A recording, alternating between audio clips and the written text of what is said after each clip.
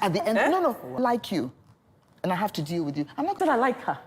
People actually expect, when you put those boundaries in place, they respect you better. Very interesting lady. I like her. Yes, do whatever you said you wanted to do. But I didn't know this. Later they told me that was he used to be president of Nigeria. I was abroad when he was president of Nigeria. I didn't know who he was. I don't know. Just this little man that was. Yeah, one of those cheeky. Nigerians when you are abroad, you know what's happening at home. But it means, therefore, that as long as you respect people, Yes. they will respect you, You back. And that, in fact, some people don't want you to give them so much respect that think you're we like, do that they can with abuse you. respect thing, Because if you give yes. people too much respect, they will abuse Yes, it. absolutely. Yes. Absolutely. Because you have put yourself in their power. Absolutely. Which I is think why so if you stand up that's- for yourself, Yes. a lot of times With people will say- respect. with You stand up respect, for yourself yes. with You know, respect. don't be rude. I'm not naturally a rude person. I don't do stupid, foolish, all those kind of things. But I will tell you the truth. But in And we can And say then just just rude cut it. sometimes. Yes. Or your perception of the truth. Oh, At any rate. my perception of the truth in the best way without being insulting. Yes. In the workplace, for instance, a lot of people find it very difficult to say the truth to their bosses, for instance, and deal. And not promote you. That's where emotional intelligence comes Are in. you not hearing what Ifeoma is saying? Civility. Hypocrisy. Civility. It's hypocrisy. It is, but You don't, it's and it's not important. fakeness. It's just Emotional- you see emotional that. intelligence. Detrimental to the business. Sorry? If you see that the That's comment different. Find somebody you see, else to I'm not saying tell. don't tell the person what you need to. I'm saying that the way you tell a person something is not the way you feel it. So if I dislike you, I don't need to come and say, Anne, I dislike you. And I don't need to show you that I dislike you because it's not required in our relationship. Yeah, it's I unnecessary. don't have to agree with you. But if I don't agree on a point, I'll say, Anne, I don't really think, I wouldn't look at it that way. I haven't disrespected you, but I'm thinking, look at her, what is she even saying? But I'm not saying it that way. Even with your children, your mouth is smelling. It's disrespectful. You can tell them to go and brush your teeth again. No, I'm learning a lot of lessons even as I grow older. I take, for example, I see you walk into the room. I mean, I do it with my little sister here. Like, look how fat your stomach is. I thought I was, I mean... How little am I? It's a joke. No, it's a joke, and I think I'm saying it, but you're really hurting someone, you know? She might feel disrespected. That's but what I'm that is not saying. your intent. No. Exactly, Yes. which is where, you see, if you looked at it from the point of view of civility, you wouldn't say that to her. Okay, so final respect, thought. yes. So for me, it's two-pronged. You, the owner of power, position, advantage, your power, your advantage is not absolute. Be mindful of boundaries. And you, the owner of your space, create those boundaries so that you're not abused. And respect is mutual. You never know who would turn out as who tomorrow. I think like that this is one. Stay civil. thoughts. No, but it's true because you never really know. So you don't want to be the same person that will say, sorry, I treated you the other way. Be civil to everybody, be kind to everybody because this world is really I like goes that round. kindness. Yes. I like that. You don't know where you're going to be tomorrow. Are they so? Yeah, I mean, I like that because I was hearing the story of someone that started with Steve Jobs and co. and claimed wanted to take his money and go. Now Apple is worth this kind of money and he's regretting that, oh, if I had known. Yes. I don't like those if I had knowns. I think I'll go the way of know your boundaries, share your boundaries, and be civil. I'm going to learn to be more civil. I've learned to new myself today. Be civil. I think civility is very important to me because I think it's what makes the world go round. The fact that we accept each other and tolerate each other whilst not agreeing. You know, and that's really what it is. Whilst not agreeing, you respect my space and I respect yours. That's all I want from anybody. Well, the conversation doesn't end here. It continues online at TW Conversations on Instagram. But you see, civility is also learned behavior. And it's not something that we readily teach in Nigeria. So my last words to parents, teach your children how to be civil. So maybe we'll have a better nation.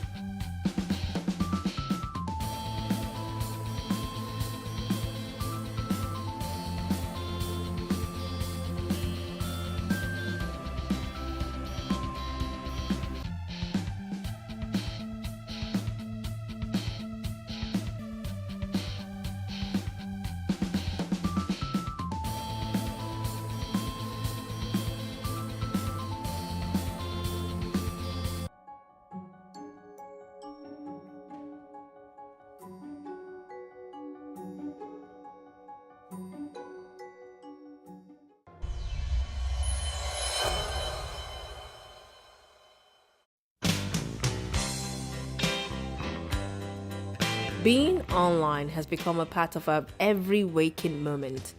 From the moment we wake up in the morning till we hit the pillow at night, we are browsing, scrolling through social media, responding to messages. We live our lives online almost as much as we live it in reality. These anonymous interactions, like any other human interaction, comes with complexity and challenges. People get into civil discussions, debates, banter, and share with one another. With these interactions come disagreements, arguments, conflicts that can soon degenerate into trolling, bullying, and general unpleasantness. The discretion we employ in face-to-face interaction is further decreased online. In fact, according to psychologist Robert Sutton, disrespectful, demeaning, and downright mean-spirited behavior is worse than ever. This behavior is especially true of online discourse, which researchers describe as the online disinhibition effect. Stanford psychology professor John Sula in 2004 said, "The online disinhibition effect can cause people to act out in either a benign manner, wherein they overshare their personal information, or in a toxic manner, wherein they become abusive or threatening." "I am in my house, come and beat me" is a common saying online that alludes to the inaccessibility that emboldens even regular people to behave in less than civil ways online. Another factor responsible for this behavior, apart from anonymity and availability, is solipsistic introduction. A situation, according to Dr. Sula, where you don't have any physical cues associated with the person you're communicating with, and other person becomes just a voice in your head. As such, the people in your online conversations merely become characters in your imagination, formed by your own personal history and expectations. You might also hear his or her voice as your own, which makes you feel more comfortable with the other person and further lowers your inhibitions. As we have rules that guide our interactions in real life, unspoken rules need to be developed for our online interactions. Social media etiquette, or social mannerism simply put, means do's and don'ts for social media interactions. These etiquettes are also referred to as netiquettes. The term netiquette refers to all aspects of online communication, including email, instant messaging, social media, multiplayer gaming, and other forms of online communication. The main goal behind netiquette or mannerisms on social media is to treat others with respect and take care of intellectual property rights and associated implications. Personal information, images, or videos of anyone should not be shared without consent or mentioning credits where due. Except we seek to change such behaviors, it will pervade. Here are some social media netiquettes. When sending a DM, be polite and go straight to the point. When responding to posts, even if you disagree, be careful not to use condescending and insultive words. Take a 5-minute pause before you post any comments. Don't comment on topics that people tend to be passionate about. Don't respond to insults or hateful language. Don't say to people online what you won't have the audacity to say to them in person. Avoid excessive tagging of people. Ask before tagging people. Although it may seem inoffensive, tagging a friend or acquaintance on social media without their permission could in many ways cause problems for that person. Good social media etiquette means you should always request for permission before tagging anyone. Post only flattering pictures of other people. Apply the billboard test. Assume that everyone in the world can and will see everything you post. So if it's not billboard worthy, don't post it. Give credit where it's due. Don't post other people's photos or quotes without clear attribution. This means no screen grabs even if you have the best intentions. Instead, use a repost app to properly credit others with your own content. Think of the future you. Your taste will change, as will your sense of humor, but your photos will live on forever. Use caution when posting. Don't take screenshots of other people's private moments that they shared with you in confidence. Censor yourself. You might treat your Facebook or Twitter accounts as diaries. Don't share everything with your readers. Some things are meant to be kept private.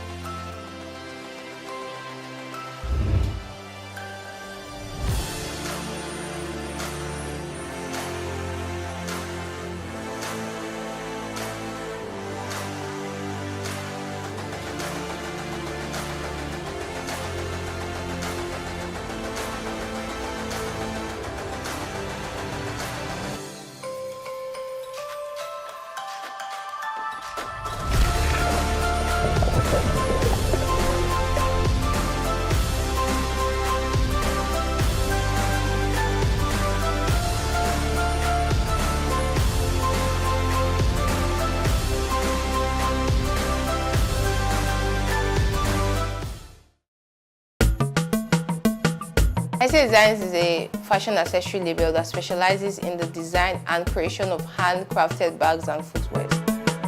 I knew I was going to do something in fashion. I didn't know what exactly it was going to be, but I knew I would be in fashion. If it used to be the cleaner in fashion, whatever, but I have to be in fashion. When we started off with just strictly bag making. But then you get people say, oh, can I get a matching shoe? And then over time, people say, oh, I would like to give my boyfriend a wallet, but I want it with Ankara or something. So over time, we had to listen to our customers and infuse their ideas into our brand. Okay, we wanted something with the African touch, with the Nigerian feel. We make leather bags. But if I'm making a leather bag and I put it in a store, if you don't know Hesse Designs is Nigerian, you probably think it's a foreign bag. So what's the point of promoting something that is not, if you look at, you can't link it to Africa, you can't link it to Nigeria. Wanted something to promote Africa, wanted something to promote Nigeria. We also want to empower our artisans here. So that's why we keep our content local, raw materials local, production local. We still get a lot of people from around the world ordering from our website. So I believe it's because of what we've built, the brand we've built over time that still speaks for us. In the last 3 years, we've done over 10,000 items. We've sold over 10,000 items to both corporate clients, retail clients, and wholesale clients.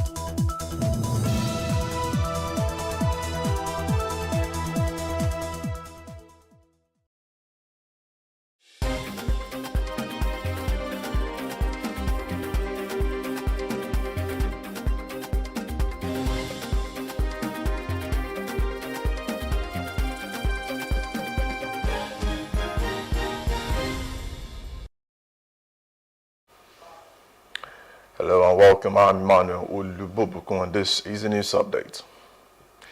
Gunmen have ambushed and killed Gara of Chanchangi, Its Royal Highness Tanimu Kumbiya and the son Yusuf on Friday in the Tokun Chanchangi Road in Taraba State. Now, the incident occurred when the traditional ruler and his son were returning from a funeral event. The Governor Abukaf has confirmed the incident and directed law enforcement agencies to bring the perpetrators to justice. The governor expressed condolences to the bereaved family, the Chanchangi community, and the entire people of Takun. TIFF Culture and Social Association President General Chief James Baker condemned the killing and also called on the government and security agencies to investigate and bring the perpetrators to justice. Baker urged everyone to remain calm and allow security agencies to carry out their responsibilities effectively. Presidential media aide Bayo Onanuga has accused supporters of the 2023 Labour Party presidential candidate Peter Obi of planning nationwide anti-hunger protest on August the 1st. Onanuga, who is a special advisor to President Bola Tinubu information strategy, claimed that Obi's supporters were the ones planning the chaos in Nigeria. Now, the protests were reportedly planned by youth and groups with viral hashtags and promotional flyers on social media. Onanuga claimed that the organizers of the protests were the same people who infiltrated the hashtag #EndSARS movement in the year 2020, acting on the instigation of the detained leader of the proscribed indigenous people, Biafra IPOB, Mazi Nnamdi Kanu. Now, in a bid to strengthen maritime security, the Nigerian Senate has now advanced a bill to repeal and amend the Nigerian Maritime Administration and Safety Agency, the NIMASA Act of 2007. The progress was made evident during a public hearing held on July 17, 2024. Dayo Moberiola, the Director General of the NIMASA, highlighted the benefits of the proposed amendment in his statement.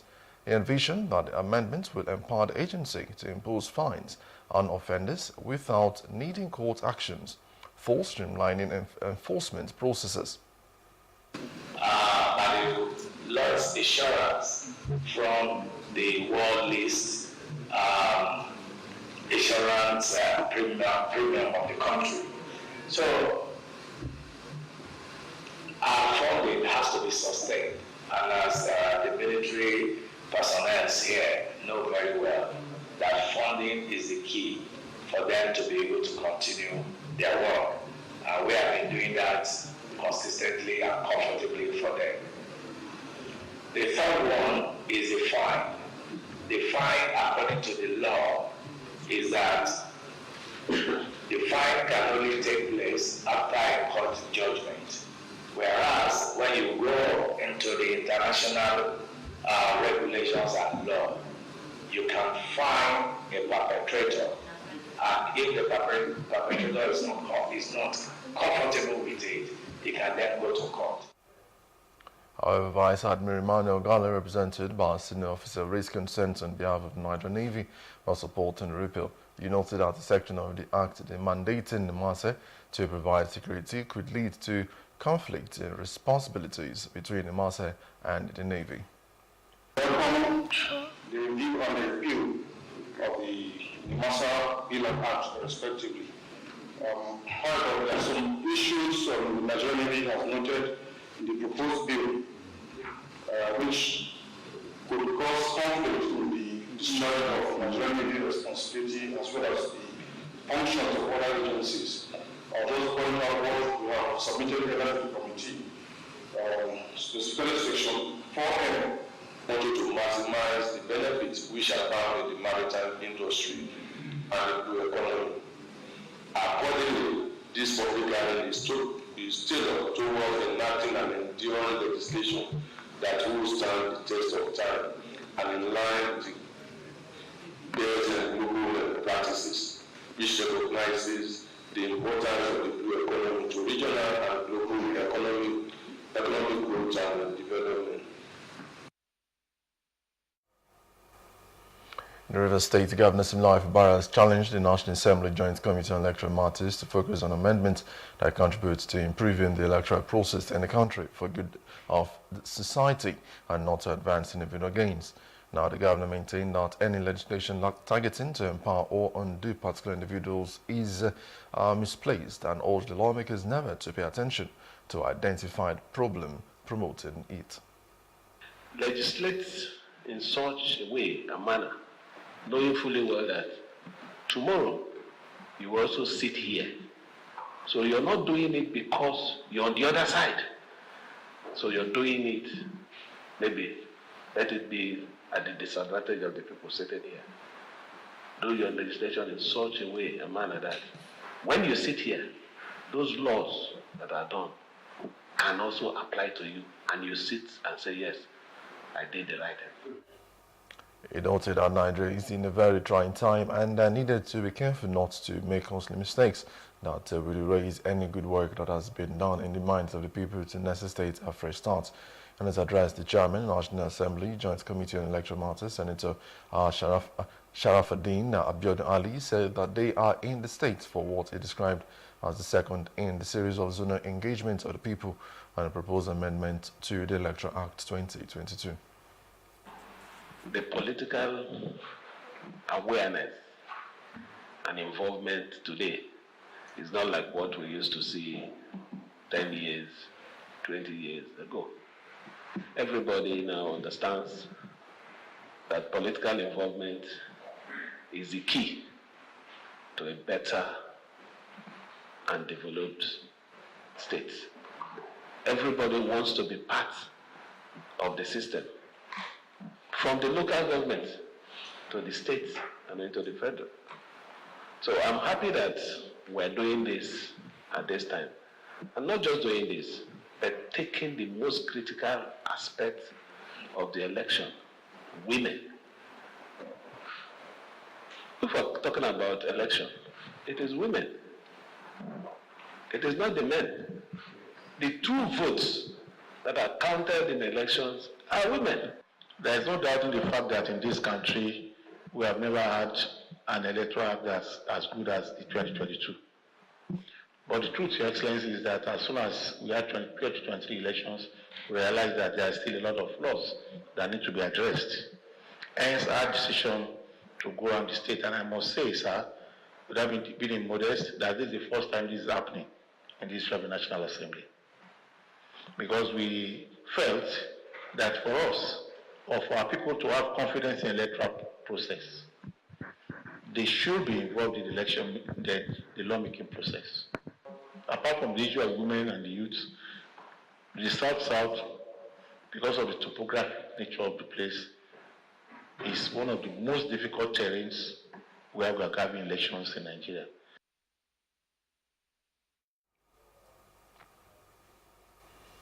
Now, the lawmaker representative Borno South, Senator Ali Ndume, on Friday declined the chairmanship of the Senate Committee on Tourism. Ndume announced the decision at his country home in Maiduguri, the Borno State capital, about 48 hours after he was removed as the chief whip of the Senate. Reports say that Ndume was removed as the Senate chief whip after criticizing President Bola Tinubu. The lawmaker, while reacting to his removal, said after reviewing the conversation that angered his colleagues, his belief was his action did not warrant the punishment. Now, Felice Shuaibu, the reinstated Deputy Governor of Edo State, has vowed to remain in office until November 11, when the governorship election is conducted. Shuaibu reaffirmed this position after an Abuja Federal High Court reaffirmed this position. He accused Governor Godwin Obaseki refusing to pay him for the last year, despite being an elected deputy governor. Shuaibu stated that he is elected and will continue to serve until November 11, even if the governor has not paid for the last year.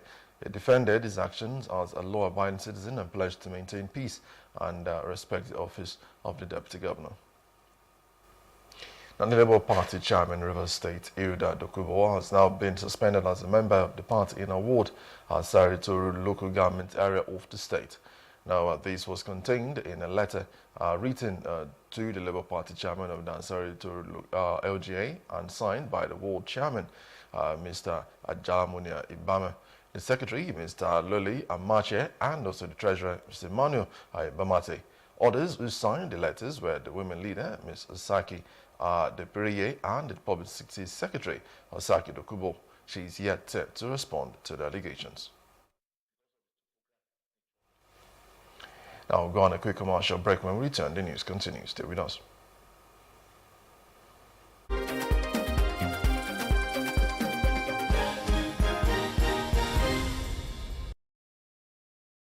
Picture this.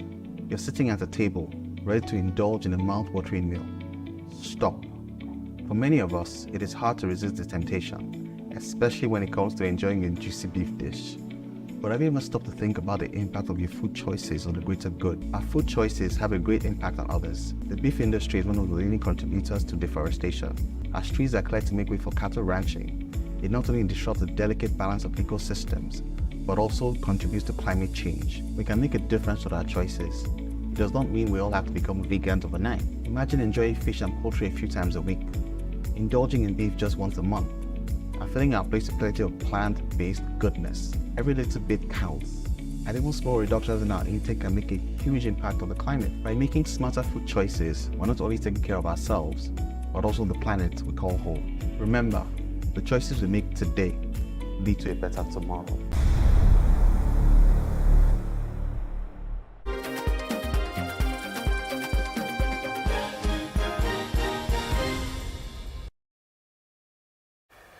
Now straight out of South Africa, 2 people were killed and 3 others were missing after an empty cargo ship struck a bridge in southern China on February 22, 2024. Another 11 people were killed when a bridge in northern China collapsed amid torrential rains. The bridge in Shanxi province's Shanglu's collapsed due to a sudden downpour and flash flood. Rescue operations are underway with 5 vehicles recovered from the water. Large portions of northern and central China have been battered by rains, causing flooding and significant damage since Tuesday. China is enduring a summer of extreme weather with heavy rains across the east and south, and also heat waves in the north. And that's much can take on the news. You can also follow us on Facebook, X, and Instagram, and do subscribe to our YouTube channel at Plosive Lifestyle. You can also view us on Limix, on limix.tv, and Glow TV apps anywhere in the world. I am Emmanuel Olubobukun. Many thanks for watching.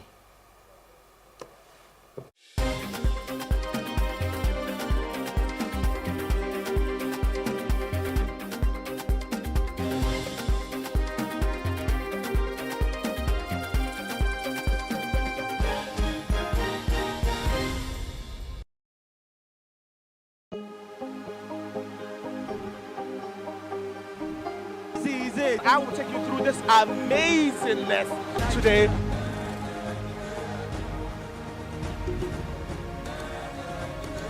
Welcome to Plus Trending. I am Buki November, your host, saying thank you for joining us on today's episode. Welcome back. It's tea time on Plus TV Africa. Practice makes perfect. I'm not perfect yet, but I'm a lot better than I used to be. He's a king. He's entitled to marry 100 if he wants to.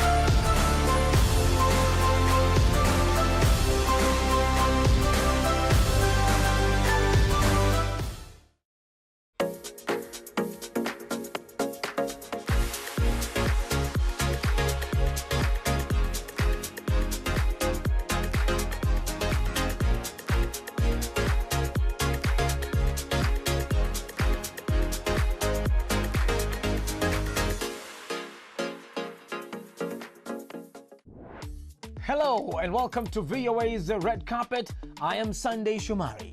This week on the Red Carpet, we chat with guitarist John Collins, who left England, his home country, to move permanently in Ghana. The South Proteas, South Africa's men's national cricket team, are relaxing their quota system, much to the delight of their supporters. Those stories, plus it is fair to say that popular Mexican actor Eugenio Derbez has made it in Hollywood.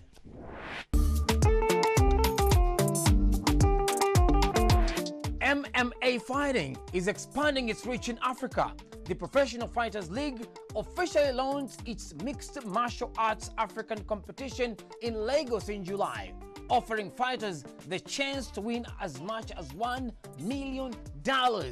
Ethiopian cyclist Binyam Girmay made history as the first black African rider to win Tour de France Stage 12, making it his third stage victory in this year's race.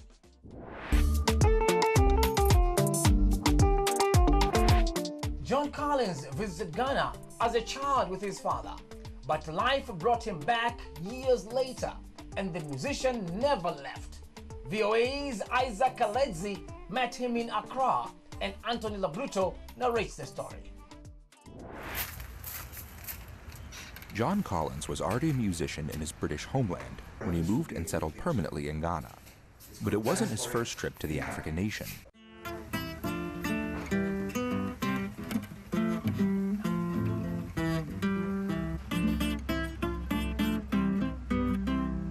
I came to Ghana as a child, not with any purpose, but then I came back to Ghana in 1969 to be with my dad, because my parents, my mum and dad had divorced, so I wanted to be with my father.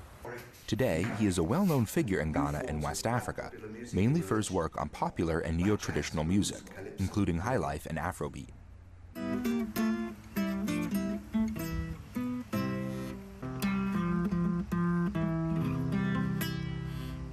I joined so many different bands, I formed so many bands. I went to Nigeria, I played with people like Victor Owaifu, and worked a lot with Fela Kuti, Anikulapo Kuti in Nigeria, worked with bands in Ghana, went on TV, I did so many things, but it was all a labor of love. John Collins has also worked as a music journalist, writer, and historian. His academic publications on African popular and neo-traditional music are used in universities all over the world. But, he says, living in Ghana was not all that smooth for him. Well, it's very tough, of course. I mean, I never in Britain experienced things like coups and curfews, shortages, and so on. Dumso, all these things. Here, at the University of Ghana's music department, Collins helped structure a course in popular and traditional music and taught for many years.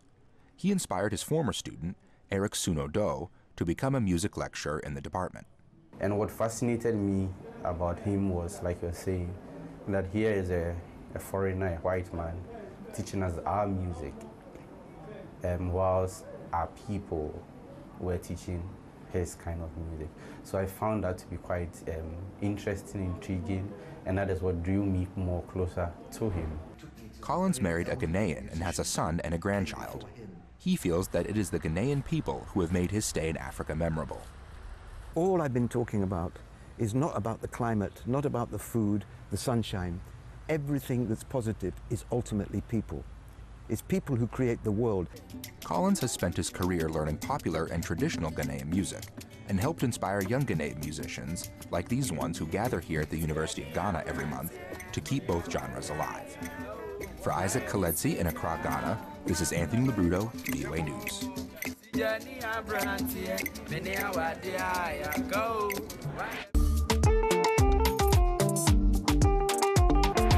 Popular Mexican actor Eugenio Derbez has made it in Hollywood.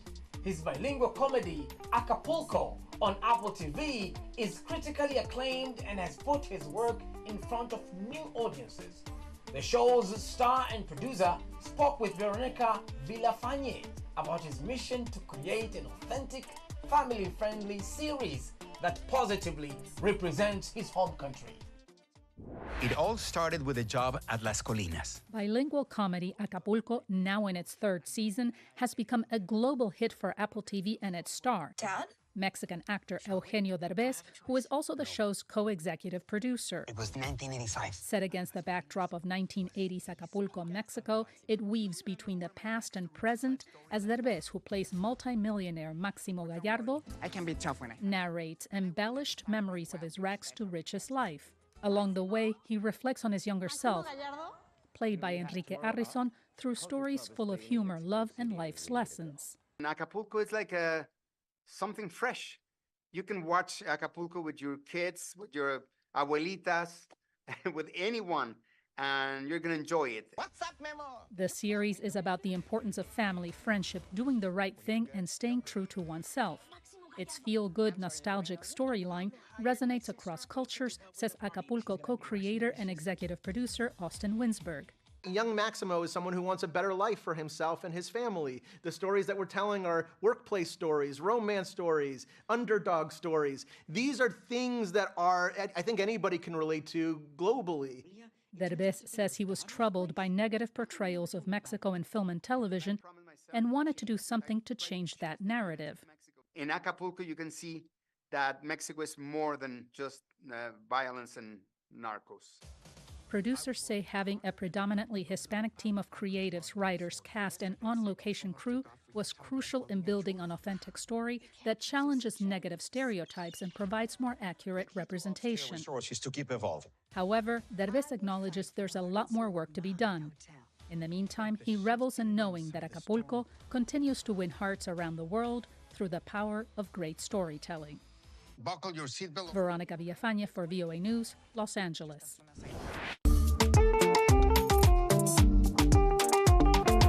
South Africa reached their first ever Cricket World Cup final in June, marking a historic moment in the country's cricketing history since joining the international cricket community.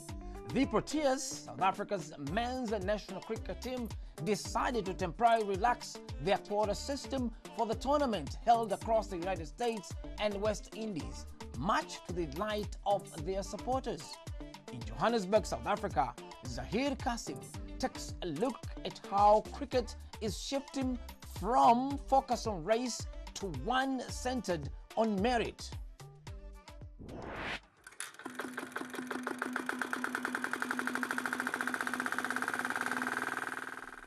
On this cricket field, the pitch requires a swift roll. For Sean Noble, a seasoned groundsman at Johannesburg's Rivoli Cricket Club, this moment is significant. Noble, a cricket enthusiast for almost 2 decades, had hoped that the Proteas, South Africa's men's national cricket team, would win their first international trophy at the 2024-2020 World Cup tournament hosted in the West Indies and the United States. This final means to me that it's very important to our country and that this is the first time that we're not going to choke in the final. South Africa had a promising start, but faltered against India in the final stages, causing the cricket team to miss out on the trophy. This tournament also marked a relaxation from the quota system that had been enforced over the past decade, which required at least half the squad to compromise players of colour to ensure inclusive representation post-apartheid. Ashwin Desai, the author of a book on cricket looking at post-apartheid South Africa, explains how the excellence of players of colour has led to the call to drop the quota system. Constantly the quota or targets were being questioned and re-engineered. But I think there's a solid body of evidence that quotas could be anti-black. Why are they anti-black? Because originally when they came into being, it was to deal with white gatekeeping. But most of the cricket unions are run by black people.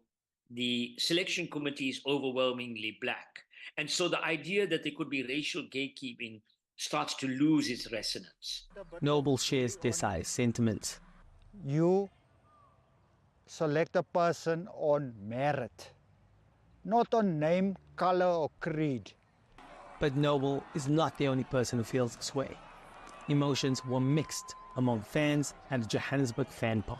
There was a lot of controversy around it at the beginning because there were more white players in the team, or not a lot of players of color, sorry.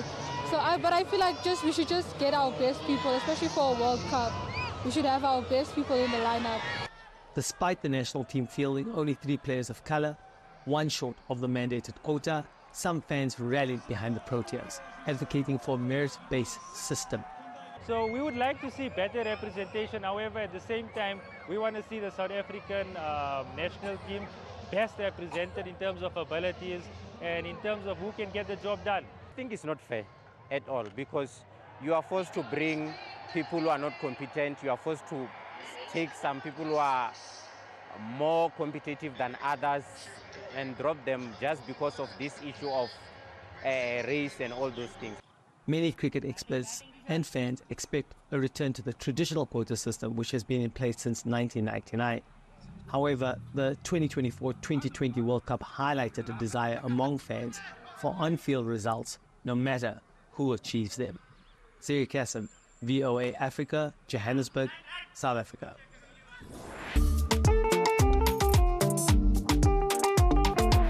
Marjorie Goldberg is a wood sculptor and gallery owner in Washington, D.C., who has been heavily involved in the city's arts community for decades. She also runs a nonprofit that teaches D.C. residents woodworking skills. VOA's Jeff Swikod brings us the story. My first sculpture class was in Rochester, New York, when I was 10 years old. It was at that moment that I knew who I was and what I was going to do. Art is it's kind of an expression of your soul, of your experiences. And I had been taking years of dance class before then, from the age of 4. So I really love dance and I really love sculpture. You know, I mean, what is sculpture but dance, you know, in a moment in time? When I came to Washington and GW, and it was really the revolution years, 68 to 72. I have always been a truth to power person. I have never been afraid to speak my mind loudly, where I got my nickname in college, which is Megaphone Margie. You know, I did art, I did dance. I was very interested in Eastern religion. I figured I'm going to spend my life in art, so I want a well-rounded degree. And your art is only as good as your life experiences. One of my clients was the National Association of Home Builders, and they put out a statistic that said within 5 years, 50% of all carpenters are going to be retiring. It is the most endangered trade in this country and in Europe. We wrote a grant to build a mobile wood shop. If this is spinning this way. And to train a new generation of carpenters. Whoa, that's so good. What we often do is teach young kids how to turn things on a lathe, which they just adore doing.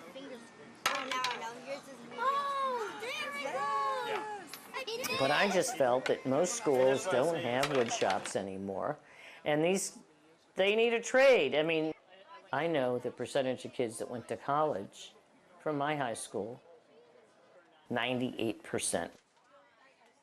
There isn't one school in the city that would even come close to that.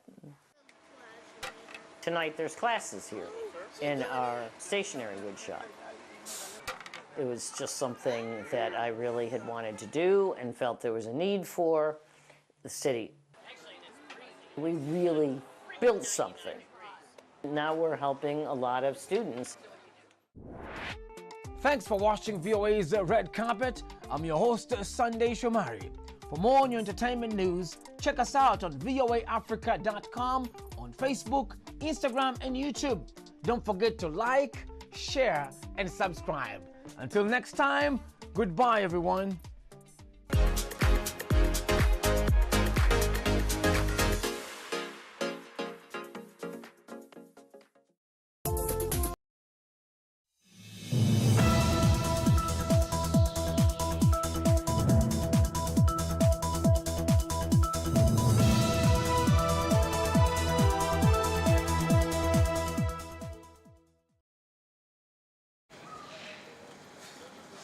This is how these two on-air personalities resume their dream career jobs together every day.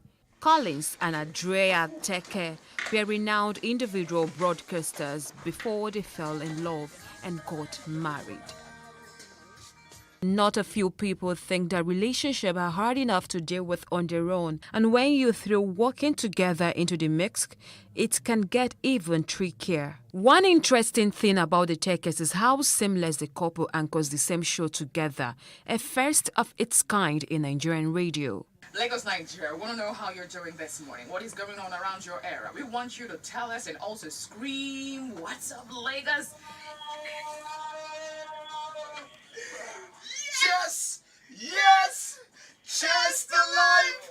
They didn't always work together. Collins used to run a production studio, and it was at work that he met Andrea. I needed a female voice. The client demanded for a specific female voice that sounded a certain way. And explained it to one of my, staff or team members at the time. And he said, "No, I know this lady. This lady is, she has a great voice. She's fantastic. She's beautiful." So, the boss, you even like the babe self, that kind of thing. And I said, "Okay, let's hear." Before you know it, there was a phone call. Before you know it, and then, bam, it was timely. She came into the studio working. She just stole the presence of the room, And I couldn't do anything. I didn't have anything in mind because at the time I was in another relationship. What happens at home? Does Andrea take up the role of a traditional African wife and mom? I'm blessed to have him. I'm not sure that I'll be able to meet up. I'm not sure that I would be able to meet up if he has not been the way he has been, that is being super supportive. I wake up in the morning and the first thing is to take care of my baby because we have a son together. The first thing is to take care of him, have his bath, prepare his meal, cook and, clean, have my own bath prepared, and then we come to work. But the good thing is he takes up the responsibility of bathing this boy in the morning. So he takes that off my duty, so to speak. Sometimes I do it while he cleans or dresses him up. And then I face the kitchen. So we share that responsibility. It's more like sharing the responsibility at home and also sharing the responsibility at work. So it makes it easy for me. It's a situation of we are going to work together. Yeah. We have to leave at the same time. We meet at the same time. Get on time. And then do our show. We have to prep afterwards, do everything together. So I can't go back home and start saying, "Where's my food? Where's my food from where?" You understand? So we plan it together. Yeah. And I think that pushed me to also, rise to the occasion, which is something I would encourage, especially couples, whether or not you're working together, to rise to the occasion when your woman needs it the most. Thank you. Spending time together may be good for their relationship, but this couple also faces challenges, especially in maintaining their individual identities. People will call on the show and say, "Hey, Collins, tell your wife." And the wife is right there. They call and they greet him first before they greet me. Some don't even greet me. Some don't even regard that I am on the show with him. Yeah. So it dealt with me when we started initially, dealt with me mentally, dealt with me emotionally, because it felt like I am there, but still not there. Because, it took a while for people to recognize my presence, because at the end of the day, you are his wife. You are supposed to calm down when he's talking. You're supposed to be quiet when he's talking. And, this is my job. I was a broadcaster before I got married to him. Yeah. And so it is my job first. And that's what people took a while to embrace. It's just something I'm dealing with. And I think that people would gradually get used to it. There are no days that we don't have, times where we quarrel, times where he's on a different cloud, I'm on a different cloud, and we have to come on the radio and talk and make Lagos happy. And do it. Kick a show. And make Lagos happy. So it's actually challenging where you have to not let the world know that you're dealing with something and come on the air and be beautiful and be excited. We sometimes forget that we're having any issue or there's a quarrel or there's a misunderstanding or there's one problem to deal with right on the show. Yeah. And after the show, we're out, we're giving ourselves, that was a great show. I don't know, right? But we're fighting. People tend to just make what they make out of the situation. So whatever you present is what you get. So before you know it, your individual brand starts sinking in the joint brand. Sharing an office space requires this couple having as little time away from each other as possible, as nerves may become frayed. We have to create the fun. Exactly what I was going to say. And make it a fun filled. That's what we do. That's what I hear. We create our fun. When we're tensed, right, with everything happening, we go, we call it decluttering. We probably go to the beach side, nobody with us, just the both of us, no phones, nothing. And we are sitting, discussing what is going on in our lives as individuals and also as a couple. We just declutter. What I have been having in my mind that is building up to a resentment, I tell it to him. He also tells me we find a way to trash it out. And it's a no judgment zone. Yeah, we try not to judge each other. We just say the way it is. A number of private organizations don't allow their staff get romantically linked. Collins shares his view about this. It's a world that is changing from what it used to be, making laws just because you want to make laws, but doing it for the best interest, in the best interest of those involved. So it's a question of, the interest of those involved. I don't think it changes anything. If anything, couples working together has proven, at least in our own case, that it promotes bonding. It also promotes, in fact, I've been a better broadcaster, from the moment she joined me on radio, and even the listener could notice that. I've been a better person, individual, even at work, behaving myself, not doing anything. Because my family is here, I can't go around messing around, even if I'm that crazy guy, I have to, So the benefits are countless. So if, I don't know what the fears are, but I think I want to talk to organizations who have such policies. I think they should review it and give people the chance. I mean, there's nothing wrong for people to be in love and work together. That's right. I agree with him. The couple have advice for couples willing to work and build business together. Once you can create a great atmosphere when you're together, when no one is looking at you, when there's no camera like this one, I'm sure you can replicate that easily when there's a camera. So, but if you do not have that great life and then you want to fake it in front of people and come in and say, oh, everything is fine, hey, it's a matter of time. The toxicity that's involved in it would show, and then it would affect the work. So it all depends on the couple. There would be challenges. There are things that you would experience that will make you feel like, no, I can't go on anymore. That's just the way marriage is. There are tough times that will make you feel like, yo, I cannot continue this. It's going to happen even with the business. But if you take it the way you take your marriage and say, regardless of this turbulence, regardless of the challenges, it has to work. We have to get it done. When you have that mentality, trust me, it might just come out beautiful. From the office of the Tekes, we head to the home of another interesting couple that has been into automobile mechanics for many years. Wale and Taya Oshikoya have been married for 10 years and working together in repairing vehicles. This home doubles as one of their workshops in Lagos. Marrying Wale was a dream come true for Tayo. This work started through my husband. Even when we were during courtship, he has been on the field. I was not on the field, but I love the job. So after we get married, I have to join him so that we can work in together, because it's what I've been willing to do for long. And I just love that job. I just love it because when I was small, it's my dad's field. So I used to assist my dad when I was in primary, secondary school. So to God be the glory, after my school and everything, getting married, God now gave me someone that I love. From this me to one. So God gave me the our ups and downs, but it doesn't affect our business. Exactly. Our ups and downs is inside our room. Once we are in the same bed together, our ups and downs is off. It did not affect our work. Customer cannot even see it in my face. Rather than for me to now say that, no, it's someone I love. Why will I disturb his business, or why will I disturb my business? If that thing shows in my work, that means our career is nothing. Normally, as a woman being, as a flesh, we are flesh. Sometimes we fight, we quarrel each other. I told him that go and do this work. We say, well, I'm tired, oh, I'm tired. Which kind tired? My friend, you have to do it too. You also, I'm your boss. Say, okay. You don't know that I'm tired. I'm a woman now. I say, you have to do it because you love the job. We say, okay. And you do it. Sometimes, like last week now, I said him to go and do work in Ibadan.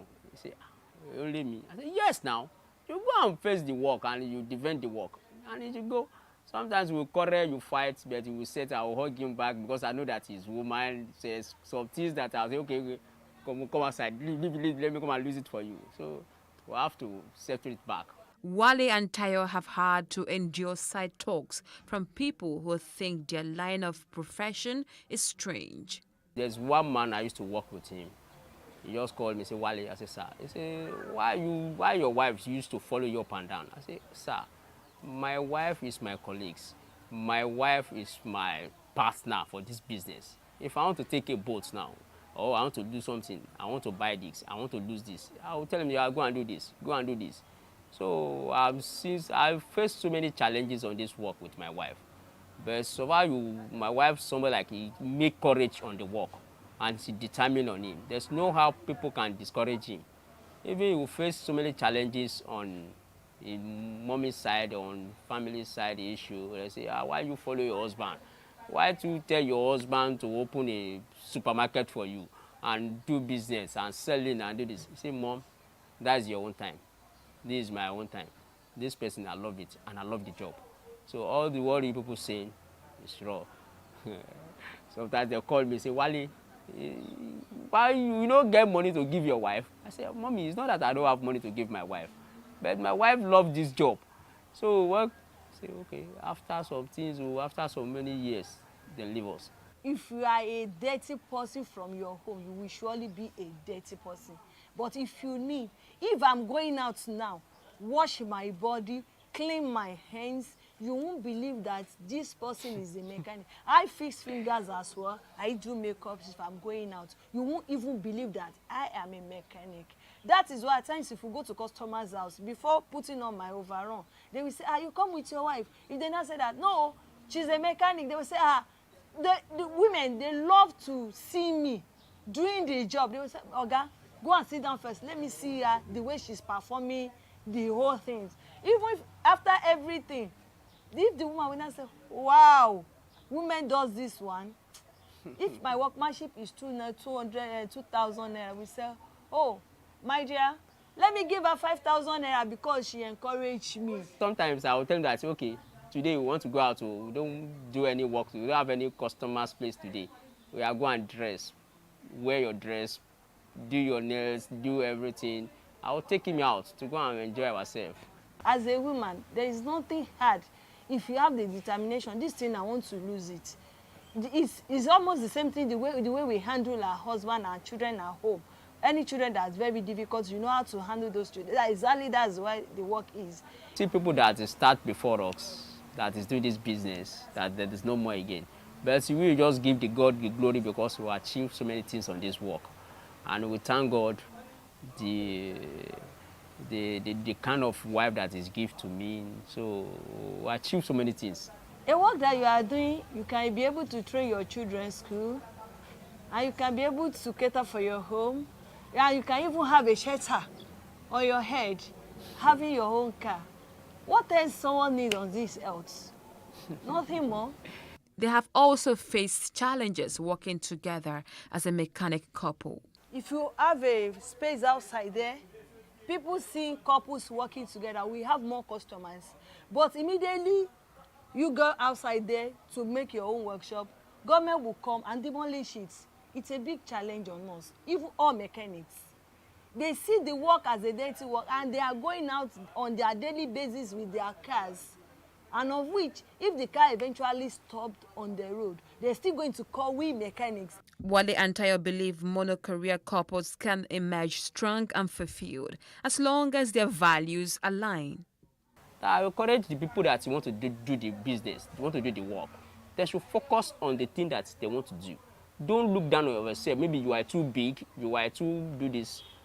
Just focus on it. And the couples that want to do the business, they have to have trust. Trust your wife. Let wife trust your husband. if you make money today, it's not that the money that you make today, you make sure that you finish all the money. You have to put half for savings or anything. Because like this job that we're doing now, we use our money to run the business. If you have passion, you have zeal for your husband's work, and you doesn't have anything doing, it's very advisable to join your husband once you don't have any skeleton, in quotes, in your cupboard. So you have every right to join your husband just to make the business grow. Our findings point that some couple craft a way to thrive in love and work by understanding each transition and knowing what questions to ask and what traps to avoid. Yes! Cheers to life!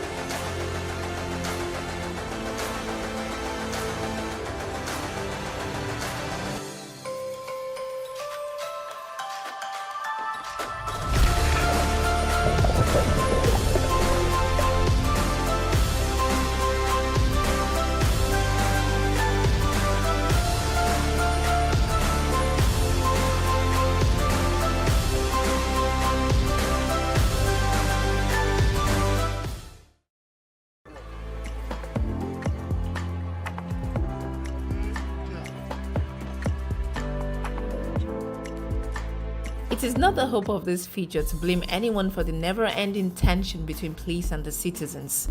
However, it is certain that there is always a tension with most people when they approach a police checkpoint. Many factors are responsible for this tension, including not knowing what to expect or do, seeing the police as the enemy, or even being guilty of an infraction. Many issues that go wrong at a police checkpoint can be linked to lack of proper communication and understanding on the side of the police force and also on the side of the citizen. Here are some tips listed by the police force about comporting yourself at a police checkpoint. Endeavor to slow down your vehicle.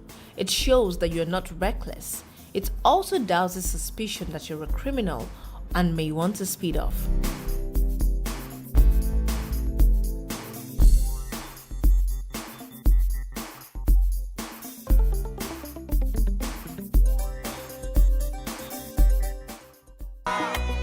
Turn down the volume of your car stereo.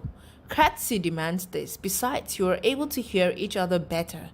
This simple act will help you win the confidence of the security operative. Keep your hands visible to avoid unnecessary suspicion or fear by the officers that you're attempting to bring out a gun or other harmful objects to attack them. Turn on the inner light of your vehicle while approaching the cops if at night. It readily sends an unspoken message that you have nothing to hide. That's the nature of your job, officer. Don't worry. That's the nature of everything will be fine. Be friendly and cheerful. Commend the officers, especially when you see them working under very unfriendly weather conditions such as rains and harsh Harmattan conditions, excessive heat, cold or sunshine. We know it's their job, but a little kind word from you will do a lot of good. Remember, when you smile at the mirror smiles back at you. Officer will not come down. Let's see what you do. Don't mind this. We won't come down. Endeavor to be polite when answering questions put to you by the officers. Don't dare or challenge an armed security man to a duel. Oftentimes, you hear people say things like, "Shoot me if you can."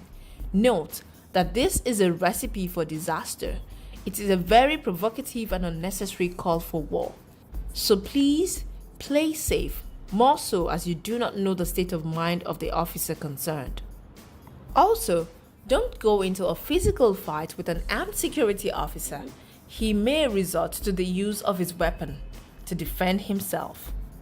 Avoid unnecessary arguments with armed security personnel. There are 1,001 ways to seek redress where you feel your rights have been infringed upon. Never try to touch an officer in an unfriendly manner. He may suspect you of trying to disarm him. If you're a regular traveler or road user, make sure you have the police emergency phone numbers of the route you operate. You never can tell when an emergency situation could arise and you need the police to come to your aid. Make sure you have all your relevant car papers and desist from actions or inactions that constitute either a criminal or traffic offense. Such infractions of the law provide a veritable grounds for possible charges and other forms of adversarial contact with the police or other law enforcement agencies, including unnecessary arguments. Don't give the impression that you're unhappy to see the officer on his beat or that he's wasting your time. But if you do have an emergency, politely inform the officer. Don't speed off while still being checked. Take note of the name tags, force or service numbers, personal description of weapon or patrol vehicle of the security officer, especially where the officers begin to conduct themselves in an unprofessional manner. Seek an audience with the most senior officer at the checkpoint if things are not working out smoothly. Politely insist to be taken to the police station if your complaint is not properly addressed.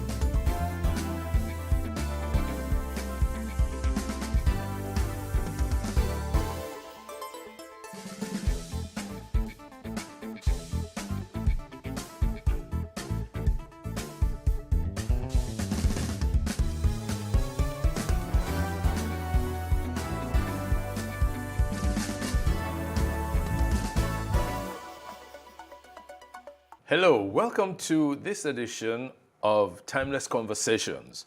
And it's going to be a very interesting conversation today because I have a very dear brother, friend, and personality that we all know, Dede. Thank you very much. Now, Dede and I, we go back many years. Many years. Now, he is somebody who shoots straight, who doesn't know how to hold back, but he gives information based on his understanding. So Dede, again, you're welcome. Thank you very much. Now, let me ask you this question. You read theater arts, you practice, as you say, theater arts, but in a different way. You're using music as the propellant for that practice. Art itself, yes. Okay. How has life been for you as a musician and entertainer? It's been very interesting because prior to my time into the field itself, artists were seen as ne'er-do-wells in the society. Yeah, true. So it was difficult to have parents accept, even in my time, that a child would want to be an artist. They would call you all kinds of names. You know now. Yeah, I know. And but you had to rebel.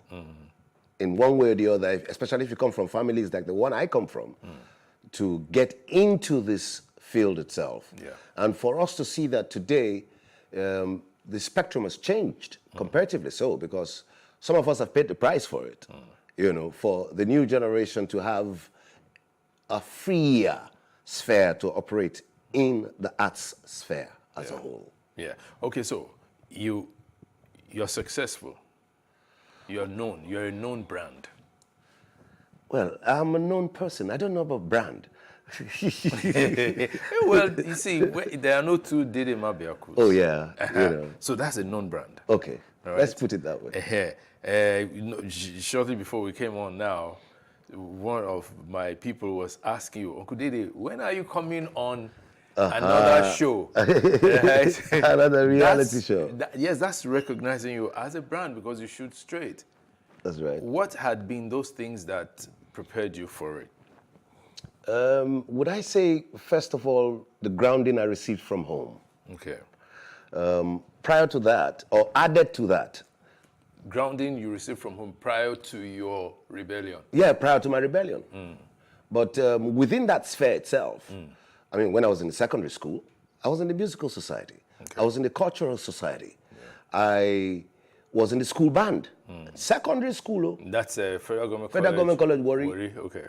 When I was in the primary school, I was even among the people playing the drum for your school band? Yeah, school band. Yes. And I was in the cultural society also. So it's like my life has been more or less entwined within. But family-wise, you know the usual things that happen. They will kick against, they will fight against, and you have to prove that you are deserved of being within this sphere. If not, that wouldn't have worked. But you know, for me, I would say it's been a very open-ended journey. You know, best way to put it. Because you cannot say that it's one angle you want to look at particularly. You know, coming through the journey, primary, secondary, I get into the university. I was in a school band. In the university, I was in a band, as well. Sonics. When I got to University of Benin, when I was in University of Jos, in every cultural activity in the Department of Theatre Arts, I belonged. I was also in the I was drum me too, self, in Power Drinkers Club. Okay. You know, way back 78, 79, you know, stuff like that. And it was fun because then it was just about music, fun, and more fun. You know, and I never knew that I was preparing myself for the journey to be this way, this time. Coming forth, working through with the NTA era and all of those things, you know, I found myself comparatively unfulfilled at a certain stage. And my mind was searching, reaching out for that thing that gave credibility and credence and value to this that I profess to be handling. I did stage, lots of it, in the National Theatre, which you are aware of. And I did television also, and won that award as the... I think I was the first person to win that award in this country. There are many the firsts. best actor, best actor in the country. Then we never had so many awards. It was the Naifetep Telefest thing. It was just one. It was like our Oscar. Yes. And I won the best actor then. Well, I did. And my script with Roland Henshaw won the best script also. You know, and so that was value. But I only gained the essence when I moved finally into the sojourn I went into with the great one, Fela Nicola Kuti. Yes. I wouldn't lie about that. I need to give that to him. No, you have to. I know, come on, You nobody have to. can take that from him. You see, it's 25 years after Fela passed, right? That's a quarter of a century. Yes. What has that been like, that vacuum his passing created? Well, the vacuum was just his physical presence exiting. Because it was, to me, it was a marker of his ancestorialization. You know, Fela transcends the physical. If 25 years after, he is the most sought out, talked about act from this part of the world, the whole of Africa, then that tells you the strength and the essence of the being he carries. So Fela classed very easily. That's the heavy Orisha. Okay. And to sit there and learn at his feet is a blessing that I don't know why Olodumare put me there, but the journey is still on. Okay. So saying 25 years after, it's a spiritual thing. And I am still within it. He's still within it with me. I know so. I feel so always. Because everything he says, everybody attests to the fact that it's true. It's coming to pass. Yes. That's prophetic. For you to be within a unit that is so prophetic 25 years after, that is so sought after now by the entire world, 25 years after physical exit, tells you the power of what that represents. You know, the impact of Fela's music, locally and globally, was such that when he coined and created Afrobeat. You know, that fella had played a bit of high life, a bit of soul, and all that until... And jazz, lots of jazz. Lots of jazz, yeah. And he settled for Afrobeat, and particularly now using the music form as a platform for sensitization of his people. Yes. Years after,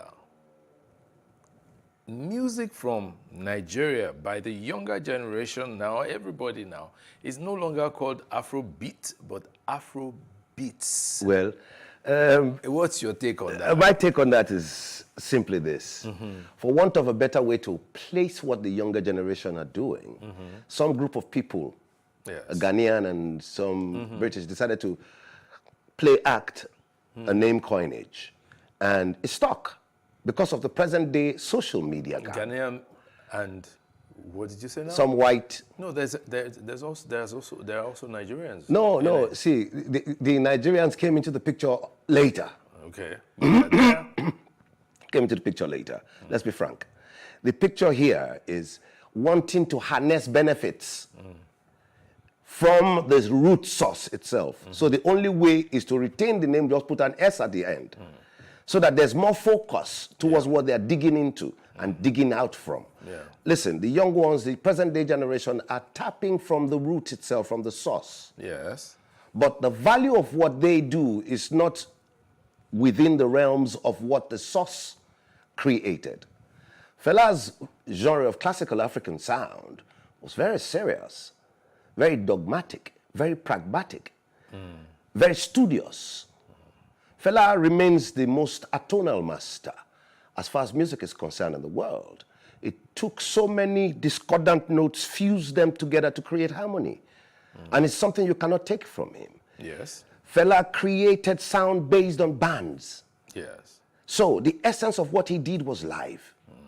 And so it's standing the test of time. The reason why is because he did it for real. There was more of the spirit essence in it. The arts is a very spiritual medium. So many of the younger generation now who are coming into it as a means to an end need to wake up and start to readjust what they've been fortunate enough to benefit from. Because they did not know the works that went down to create the pedestal under which, on top of which they stand today. Musicology, musicianship, artistry is dying. There's a dearth of musicianship in the system. And it needs to change a little. I was coming to that. Yeah. See, this is it. When you look at what has happened, Fela laid a foundation, a credible foundation. Solid. A younger generation came into it, saw it, and copied from it, took from it, yes, and let's say expanded a little bit of it. When I say a little bit of it, I mean that, for instance, they don't have they couldn't replicate the showmanship of Fela. They couldn't replicate the political side of Fela. Even the musicianship. No, wait. The musicianship stands alone.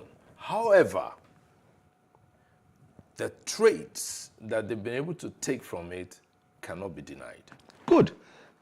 Be that as it may, because concretizing on that, yes, it just shows that they just picked some parts and it is blooming because the present day world of the social media blitz creates a situation where the modern trend makes it possible for thoughts to happen that easily. Why?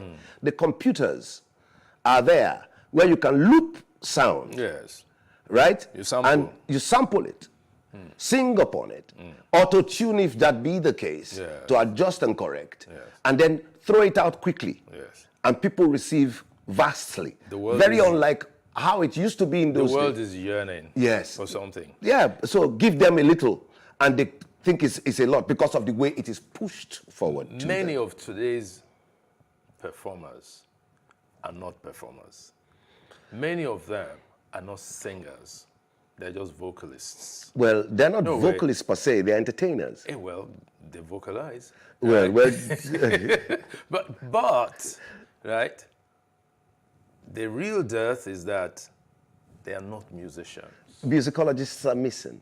And they, see, look, those days. There are no instrumentalists. Yes. Few of them. A few Yes. days ago, I saw someone's YouTube performance, and I was thrilled that he was performing alongside a live band, and that was Burna Boy. Yeah. You understand me? He's was metamorphosed. So thrilled. He's that metamorphosed he was, into playing with a live band. Yes. And he's also learning instruments. Yeah, that's good. He's playing the guitar now. Yeah. And very soon he's going to come out with things like that, which is good.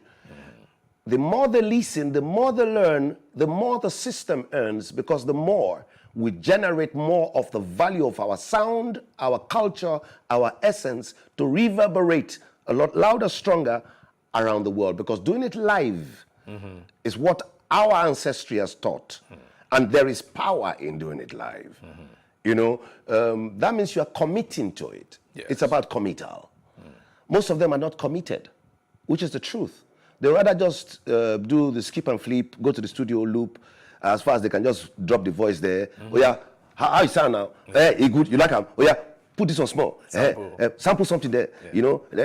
And they keep moving because they will get on the stage and do DJ, track 1, and it will come. Track 2, it will come. Those days we couldn't do that. You couldn't even do that. You couldn't even do that. Well, maybe we had a more discerning audience then than now. See, and added to that, which is one other thing people have not really looked at credibly. The generation before our generation was more patient than our generation. Yeah. The present generation is so hyper impatient rather, about everything. The time of Beethoven, time of the great old masters in Africa of music. You see them, they start the music, it has its beginning, it has the sub-middle, before it gets to the middle, gets to the crescendo, then starts to descend to the point where it gets to the end part of the song. It takes time.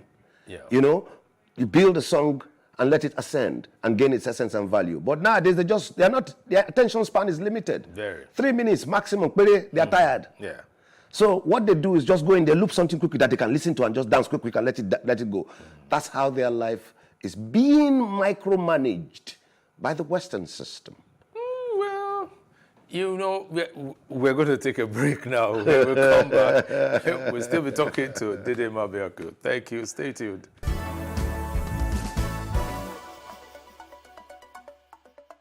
Welcome back. It's still Dede Mabiaku as my guest on this program. We were saying something about the impact, the influence of micromanaging of the music scene or the entertainment scene by the Western world. I don't think that's really fair. I think it is. No, wait. If we want worldwide recognition, the standards of the international community would have to be taken into cognizance. Or how would you explain yourself with that, your statement? I would. Oh, go ahead. I'll break it down a little for you. Yeah. If you let the essence of one people's culture thrive and be propagated the right way, the values therein will come out. The reason why the Fela factor reigns dominant today is because he forced his way into letting the culture he was trying to build out for the world to see thrive. Yes. So he built the musicianship, he cultured the sound, he cultured his principles and dogma, and he wove around that essence of values, which he could carry anywhere, undermining whose ox is God. Yes. Now, and he did all of these live. The present day generation, they just want them to quickly bring something that can hit the dance floor. So they made music much easier for them to access and dispense or disperse to the world out there. So people will not take it that seriously. They want to sit down to learn instrumentation for quite a while because they believe there will be a studio there they can press one note, the computer just gives them, they say, I like that sound, loop it. Our people believed in principles that we needed to follow for quite a while. Mentorship, very important. The mentor and the mentee have to groom over a period of time the essence of values they need to create. For that reason, the present day generation does not, they want to make it, but they don't want to learn it. They want to earn it, but they don't want to learn it. They want to gain it, but they don't want to train in it. You see, so there's been a big marked difference because of the way it's been thrust upon, because the West will grab it. But don't tell me that it is because the West wants it. No, it is because we need to put our feet down to be able to establish it the right way, for them to now finally accept it. This is the way it must be. Because that is how, you cannot tell me that the Mpokiti dance, for instance, the Atilogu dance, for instance, or even if you go to Western culture, the Yoruba land, where you have the Bata drummers and the Omele and the Gongon together coming to preempt the arrival of the singers and then get the dancers to come into fray and express the culture with the value it has. Then you say, for instance, that I cut all of that out and just do something from the studio that sounds like Gongon and do something for the studio that mimics the Bata and the Omele and get just one person to come and emulate, and then they use the cameras and then put figures and different points. It will represent the culture the same way? Hell no. The essence of us is people. We are people-oriented, and we are driven by the essence of the values we create. The African value is what we are losing. We need to reculturalize their mindset based on what they say they need. They need to see our values, not their values. But you know, internationally, there is the threat to cultures everywhere. Thank you. But you are the same person who attested to the fact that you are very happy when you saw that now you saw Burna Boy playing live. Yeah, I said Thank so. you. I said so because here we go. Also, as a professional, I know the essence of a live band. People-oriented, people-driven sound, a not performance machine. that is based on reality, not an assumption of this is what the sound is. Because in the long run, wait now, in the long run, right, the musicianship that is not exhibited is what we yearn for. Thank you. Because we had seen it before. See, if you However, what I'm saying is, I don't agree with you that it is the international community, the international controllers of music or the entertainment world that are making our people do that. I think it's a situation of people finding an easier way to produce sound, right? And then when they go for live performances, like shows that they have, right? And then they can't perform with a live band. They now have Mr. DJ, roll it. We just said the same thing. No, I'm telling you. If they learned it, yes, the way the rudimentary style pattern of the African format cometh, i.e., you are mentored, you are trained, you learn. Okay. When you learn, you earn the knowledge. Okay, let me break your thoughts. How would that be possible in today? Patience. Those things are very important. I'm saying, how do we make the younger generation learn it? Simple. Yeah. By starting from the base like it used to be done. So in those days, please bear me this. I'm bearing you. In those days, in primary schools, you had music lessons, you had music teachers. In secondary schools, you had music lessons and music teachers. It's not going on anymore. Many you don't have schools them. Still teach it. No, sorry. That they do. Except you're talking about the school you are able to afford to send your children to. No, I'm talking of the school that I attended. No, bro. Look, your time is long time gone. No, it's there. It's there right now. It's there. Go to CMS Grammar School. They're doing it. My brother, how many schools are like CMS Grammar School? CMS Grammar School is doing it now because the old boys came into the picture to make sure that some of the things that we benefited from are reintroduced. Now you are coming to my point. Yes. You see, the system has to be recalibrated to make the present day generation fall in line. If it is done in CMS Grammar School and it can be replicated in other grammar schools even and in other Federal secondary schools, College, Federal Government College Warri is not doing it the way that we used to do it. So what's your old boys association They are doing? struggling to make sure that these things are put in place right now. You see, Dede, what I'm trying to show you is that we can't just leave it to the younger generation alone. All of us have a responsibility to make this thing happen. That's what I just said.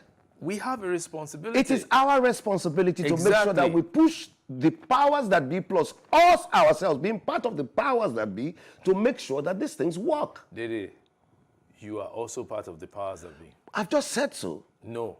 I said we need to push the powers that be. No. And You said we as also. I said, and we also as part of the powers that be. Do you know how the younger generation see your generation, which is also my generation?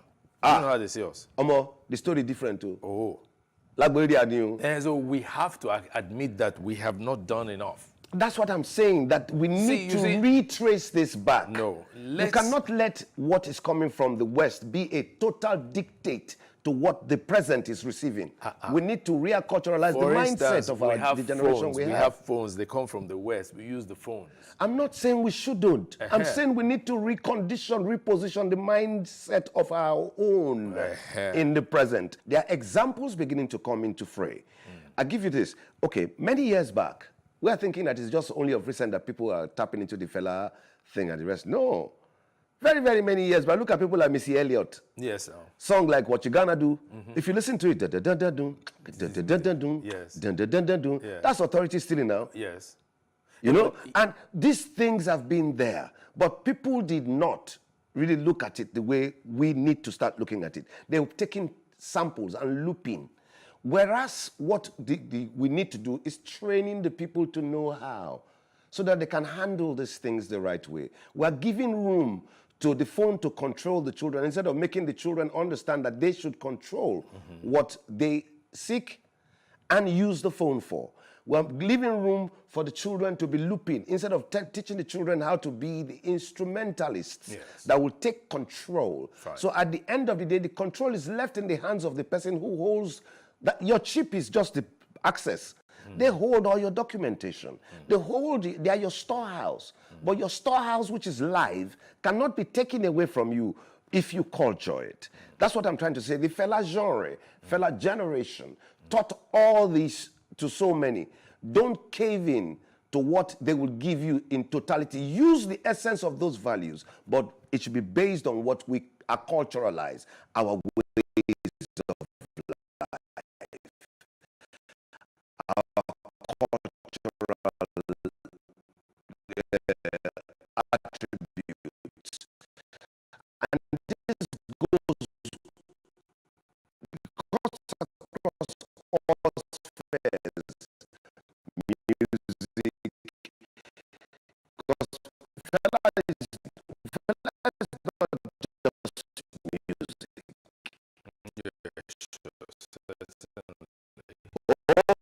Oh, it's a culture which is bigger than music. You and I know that. You know, because he transcended music, politics, economics. He was all over. He was all over. Yeah. Medicine, yeah. You know, and everything you want to talk about. Because, you see... No. In fact, let me break into that. You know, when you mentioned medicine, I recall that for a long time, forever, he actually kept singing about and talking about the need for us to go back to African medicine. I remember that song. It's the herbal medicine. That's the solution. Why didn't we go back to herbal medicine? Well, we're going back now, I think. Yeah, is it not funny now that in the present day and time, some people seem not to even realize some certain facts. For too many years, that's Oyibo Queen when they for yonder. Iyachali, Queen of England, Oniwayo. She has been on herbal medicine for donkey years. During research, we found this out. And they have been pushing to us synthetic drugs for so many years, to the point that Nigeria as a whole is dependent on China and India for medicines. But that's more of a business... Thank you. It's the same thing we're talking about, your cure. If we cure ourselves with what we know are natural, that man from outside will not pump in the synthetics into us, because that is not us at all. The truth of the matter is, the essence of what we live as human beings must be reappraised. For everything that afflicts man, Olodumare has left an answer in plants. Yes, you know, herbs, plants, generally have a therapeutic impact on the lives of humans. It's nature for nature, nature to nature. But there is also the need to be able to measure what doses or dosage would work. Therein comes the problem of what the system has been faced with for too many years, the dogma, i.e. the health scheme put up by the governance over the years. Because commonsensically, when you look out there, you find that in nearly every major stores you see, even pharmacies, you find Chinese herbal medicine in every nook and cranny. Even Indian. Even an Indian, yes, in every nook and cranny, and people dive for them. Yeah. People go there. Yeah. But this is Olodubade's natural bed, God's own natural bed.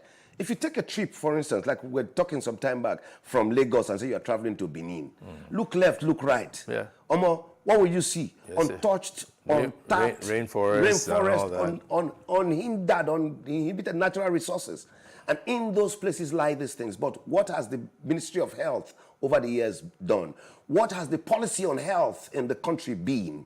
Look, arguably, about 80% of Nigerians cannot afford to patronize the orthodox medical centers. So what has been keeping them alive? Has the health principles in the country been able to juxtapose their findings based on these, so that at the end of the day, you bring your pharmacologist, your health scientist, your biophysicist or scientist, and bring them, sit them together with the Ilewe Omos, take data for data about their claims, do a recce on these findings, do a test to find the efficacies therein or otherwise, so that we can now have a concrete database of what we know is proficiently patent to cure. We can cure the world. But I can say this, that the policy has been evolving. All states in Nigeria, for instance, have boards of traditional medicine. Yes. And then some universities that I know of also have programs in traditional medicine. How many universities? It will start somewhere. But maybe we just want to mainstream it now. If you want to start anything in this world, yes, it has to start from the grassroots. Yeah. Okay. When you say grassroots, it comes from base up. Yes. Start from the primaries. Start to teach the children. We need to go back. See, those people went down there 18 and above, you go hard to teach them new things. So those people went there for down. We go there, start to teach them the essence. This one is dogoyaro. This is lemongrass. This is why these people are using okpain. This is why they are using. But that is being done even in villages, in towns, in hamlets, and all that. It is not done the way we need to make it nationalized. That's why we need to, allow the evolution of the study aspect of it. See, of the codified aspect of it. We cannot leave it, because this is the time for them to have even tapped deeper into it. Why do I say this? There are certain priests in Nigeria, somewhere around Edo State, that are carrying out researches on herbal cure. Yeah, and they're producing a lot of solutions. Yes. And they're working. That are certified even by NAFDAC. Thank you. Yes. Now, I remember during when the COVID outbreak started, yes, they came out with 2 principles. And what were those principles? 1, wear a mask. 2, social distance. Yeah. Good. In Ajangbadi, Idi Arere, Idi Ope, Idi Mangoro, Mushin, Agege, Isaleko, Apo, Ogwanja, Isapele, urban area, all those areas, can they social distance? No. 2, when they stay 10 in a room, 20 sometimes in some room, they feel wear mask when light not there. Not be die with that. No. But we saw these people wake up in the morning, struggle to survive, go to any work they could find, look for the small food they could find to eat, come back in the night and sleep. Don't forget, dead body not they hide. And there were not many cases of fatalities during that period. As the World Health Organization done themselves a favor by showing the world that this happened within the period of the so-called, in quote, pandemic. Hold it. I'm coming to my point here. Did they show this to the world? That these people, how did they survive it? There were no hospitals. All we saw was that they kept some isolation centers that were like poster centers. And then in no time, all the isolation centers, nobody there inside again. Now, amala, ewedu, rice, mama, Dodo, and the rest, and they give those people, they bring people coming, they're smart, and they faded everything out. Yeah. Right? And the people were living steady. The major problem the people had then was what? Hunger. Yes. Next, the West propagated some certain theories medically. If I walk into the Western world today, or to Americas, and I stand in their midst and say, it looks like I have COVID, they will tell me to self-isolate for 14 days, max. But if I walk into their airport today and I say, it be like I get malaria, right there they will quarantine me. Instantly, they won't let me move. Possible for Africa generally to survive. But that. I want to postulate you understand to them. Me? And I'm waiting for the publication of their findings. But you and I know some certain truths. That one, our ancestors coded this from the present date from knowing that they made us take our medicines as food. You know, you see, check this out, brother. Humanity generally did that. No. Generally did that. No. See, for instance, I have read and I have found information online concerning the fact that our eating habits were okay up until the 70s. And the 70s is just like about 50 years ago. No, 60s. It started in the 60s. Yes. When they started to talk about... you could eat like about 4, 5, 6 times in a day. The human body is not designed to eat like that.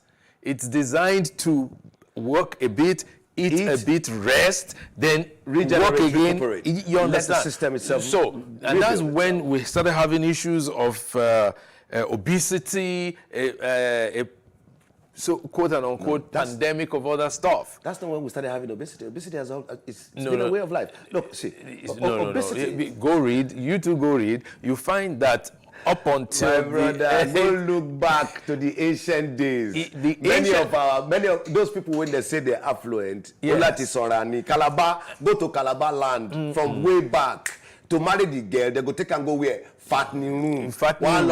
That one is a concept. It's a concept. It's a dogma. It's a culture. It's a concept. It's a culture. As part of the culture. Thank you. It's a culture. Right? But we're saying humanity generally, right, until the late 60s, early 70s, we didn't eat so much. We'll take a break now. It's Dede and I today. Stay tuned.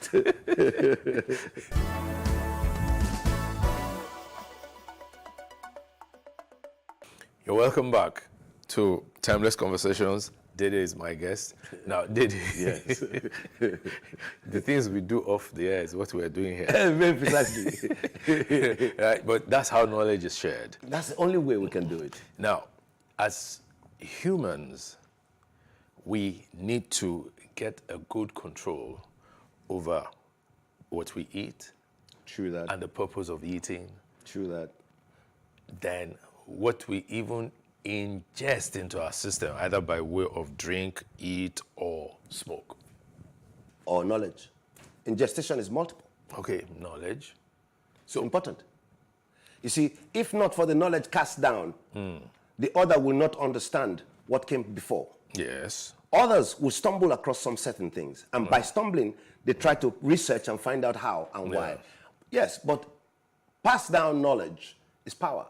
Because it gives you a base first to start from.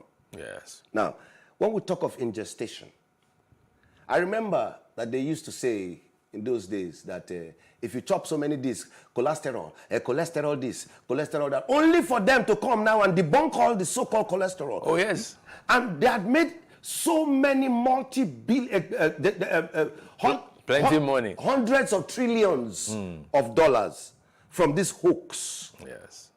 Now, you see, it is the big pharma at play. Yes. When they came with AIDS, they made us believe that it was green monkeys. Yeah. And it came from us as a people. Only for them to come and reveal now that it was from their laboratories. When they came with Ebola, they came with the same talk. Only for them to reveal by themselves that it was from their laboratories. They have now come with COVID. And one no, not to Bewa. What is the intention? Is to see that which can biologically, it's biological warfare, biologically eliminate a group of people from this world. Because it is not us that have been doing it, it is them that have been doing it. And they have been using, in quote, wanting to use us as guinea pigs. Waiting they take cure Ebola, for instance. Ewedu, lasan. that the common man wakes up in the morning in the whole of the Western region, and it's the first thing he goes for. Unknown to him, he has been curing himself and preventing himself from any of such. Yeah, but that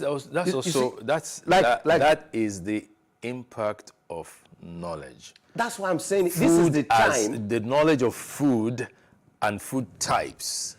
As medicine. Yes. You see, people must accept this fact. Things are very, very useful to the human. They are medicinal. Yes. Why do I say the time is now? The time is now for the health policy of this part of the world to change. Because they're beginning to find out that what those people claimed in the past, they are debunking by themselves in the present. Yes. The medicinal claims they are debunking. Now the same Oyibo people come all of a sudden, they begin to package bitter leaf into capsule. Hey, because people cannot tolerate the taste. No, that's what they claim. The point is this, what in people, they don't take a power now. Stigmatize research into modern medicine. No, I've just said that wait, those who have gained the knowledge of the research methodology of modern medicine should now come and sit down and take details and dossier from those who profess the knowledge of the herbal. Yes. So that we can now carry out a exactly. and we start to make the trillions or more that the Chinese and Indians are making today. I think more of making more people healthy. That is the whole idea now. If you make person, so that's the whole idea. But then there's a need for regulation of their That's trade. why I said there's a need for regulation. That's why I said trade. we should get our pharmacists, pharmacologists, health scientists, yes, you said so. Biophysicists, in conjunction with NAFDAC and the Ministry of Health, to correlate this together so that we are coordinated in a very organized manner. A further reason is because sometimes, in fact, oftentimes, what is good for you may not be good taking it. Yes. But you're still my very good friend. Till tomorrow. You understand? And you see, coming to that point of the Igbo factor again. Yes. Hold. All those years they will be stigmatizing us, castigating us. Hey, I'm bored, this, that. Now, Uncle, 80% of the hospitals in America, Europe, and the rest of it. The derivatives of it. Yes. In medicine. Thank you now. They had always, but then what was frowned upon was the smoking of it, because a lot of the people who did it then didn't have even your own persona. Okay. It didn't affect you. No, but you see, yes. there we go again with something else. Go. It is the level of use and abuse that we need to you need to paraphrase in anything. Look, abuse water, wahala dey. Abuse ogogoro, wahala dey. Abuse even eba, gari, wahala dey. Abuse anything for this world, wahala dey. But tell you what, most of the guys who were, the poster stigma for things like the use of cannabis, where maybe some of those people who they go wake up in the morning, they never eat, they go drink ogogoro. Small time friend tell them, say, you go drink stout. Say, give me that because it's free. He drink on top. Then he come go smoke Igbo. When they smoke the Igbo, go smoke one full big jumbo all by himself. Smoke and finish. Waka go. He never eat. What will happen to that person on the street? He will misbehave. Thank you. At the end of the day, they will say, but that's the truth. But the real picture, it's not that. Yeah. Because there are many other paradigms that he had crossed before getting to that last stage, which is the use of the weed. Tell you what, the Jamaicans have always called it the herb. Back at home, we always call it the herb. Which home? Every home. We didn't call it herb, but we didn't call it Igbo. Kinigbo. What is Igbo? Herb, the bush. Everything that is within, it is the strongest, most ethical plant. That's why they gave it the name of the bush as a whole. See, come on, is it not amazing that in America, the whole of America is legalized now? No, not the whole. No, not the whole. Most, no. When you have 75%, when you have 75% of the country, some parts. When you have 75% of the country, there is still no federal law legalizing it. So I say when you have 75% of the states in America, waste time. Let's not waste time. No, the whole of Canada, uncle. I don't know about Canada. Ghana self.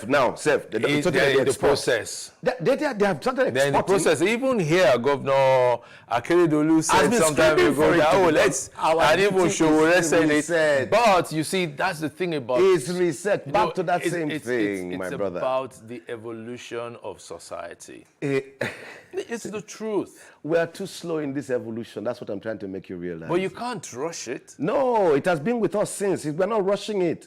We are saying that this is the time we need to key into what we need. This is where you will get the most natural from. It is curing the world now. They're confirming it, affirming it, attesting to it. So we need to now key in. All our natural medicines, our vegetables are now being packaged. Oh, yes, that's We are true. the ones that should be doing the packaging, is what I'm saying. The Igbota and Soro that we're talking about, they are using it for many things all over the world now. We have the natural bed. Take seed from your mouth. Just remove a troyam. It will grow. So in essence, it is time to re-paraphrase the policies and principles, because we need to start now building those paradigms that make us producers of the essence of life and living. It is through the things we have as natural God's given gifts, the herbs, the foods.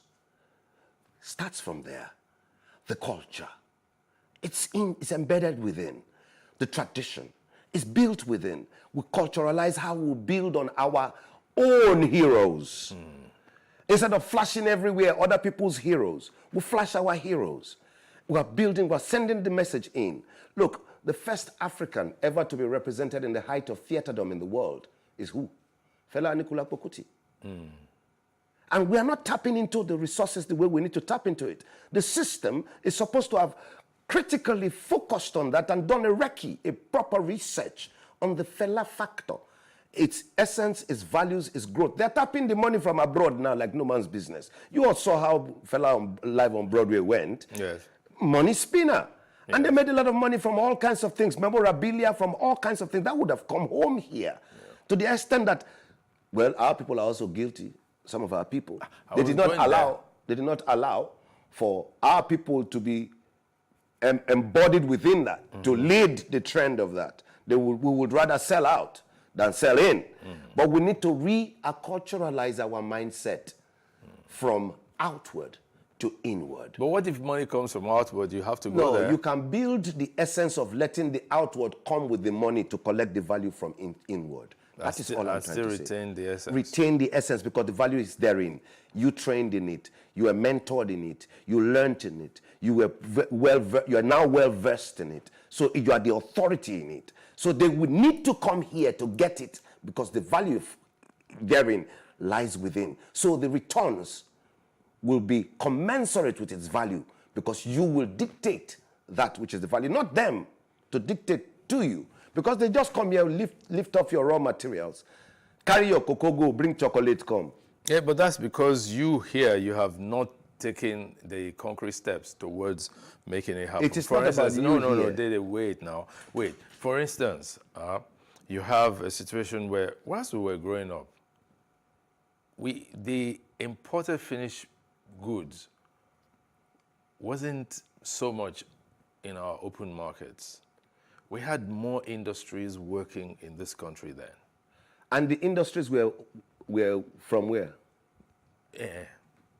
Doing what thing? We had industries. No, give me the examples. I'll start coming in for you. We had industries that were local, producing local products and selling within the Nigerian and West African markets. Give me the products you're talking about. Let's go in. I don't want to go into... Yeah, you want to talk about USC products? Yeah, well, USC too. Don't you know what USC is? No, that's historical. Historical? At the point they became indigenized. They did not. They did. No, they looked like. No, they did. Bro, see, when you tell me that something is indigenized, it means it is in its embodiment, its principles, its policies, its dictum, it's local. But when you do not do that, and the last base is Western, then it's not indigenized. No, it is. No. MDs for too many years remained Oyibo to start with. Hold on. Go ahead. Cadbury Nigeria Limited. This is how we always did it. Cadbury Nigeria Limited was not remitted. It wasn't a Nigerian fully owned company. Neither was Coca-Cola Nigeria Limited. But then... They all are offshoots of Cadbury International. What I'm trying to tell you is it is time for us to now realize that that era has gone. The era of us wanting to want that should die finally. We should start acculturalizing the present day generation with that empowerment process in the mindset. That era would only die when we stop craving imported stuff. Precisely what we're talking about. Yes. It's not imported stuff alone. You see, look, when we stop not training hours to value hours, it is our responsibility, like you said, and we must always keep doing this. We must teach them to understand the benefits, values accrued therein, and returns if need be. Because many of them, their mindset has been tuned. Look, in our time, you would take your time to go through a process. And through that process, you learn. From that process, you grow, right? Why do you think, for instance, the economic order in the world is understudying the Igbo mentorship system? Yes. In the business schools all abroad, they're studying it. Why? Because they've seen that it is a very, very strong model that works. It is, it Now, works. good. That is our cultural way. We as a people, we need to start going back into understanding the rudiments of what our cultural trainings were meant to have given to us. True enough, we talk of interregnum of 40 years of whatever, where they forced by force, that we turn our eyes away from that which is ours and focus directly on what we want to feed us with. That time is gone. The time is now where the world has been taken from where it was to where everybody is singularly reconnected. Yeah.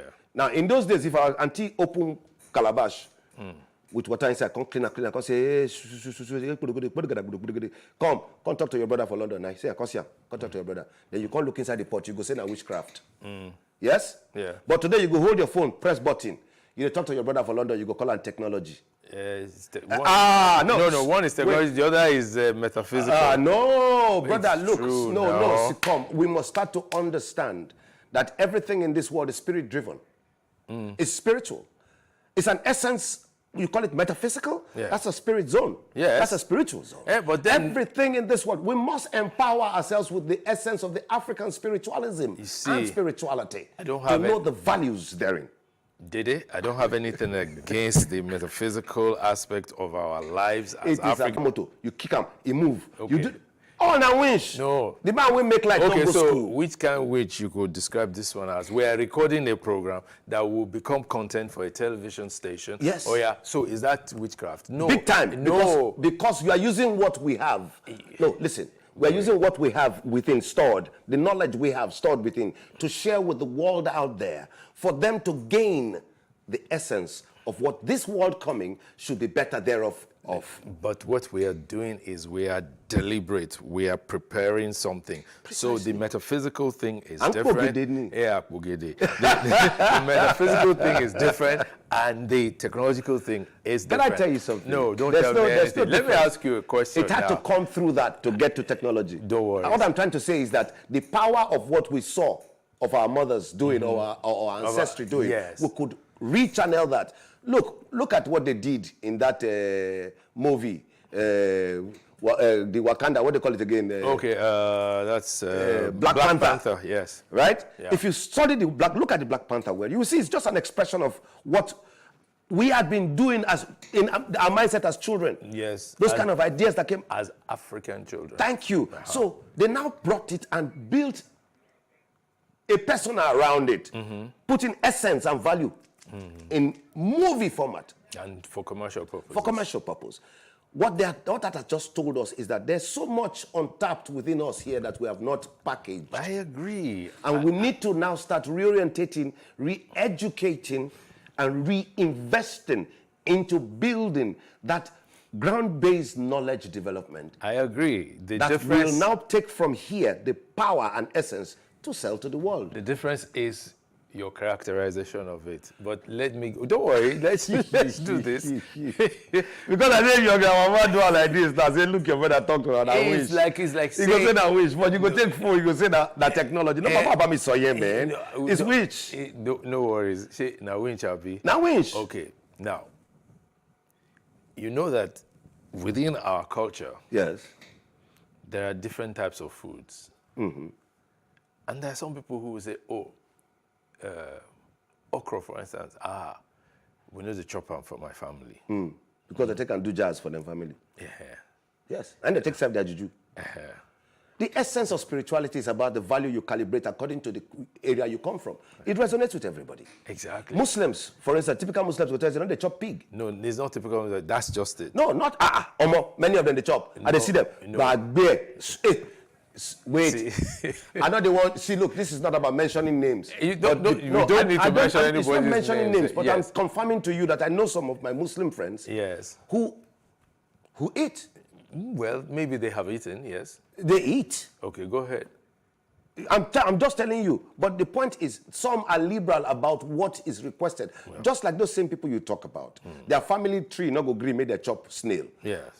But many of them, they chop snail. I even know a gentleman who is an Igbo guy, very close to me, who said, in my hometown, in my village, right, you can't kill a snake.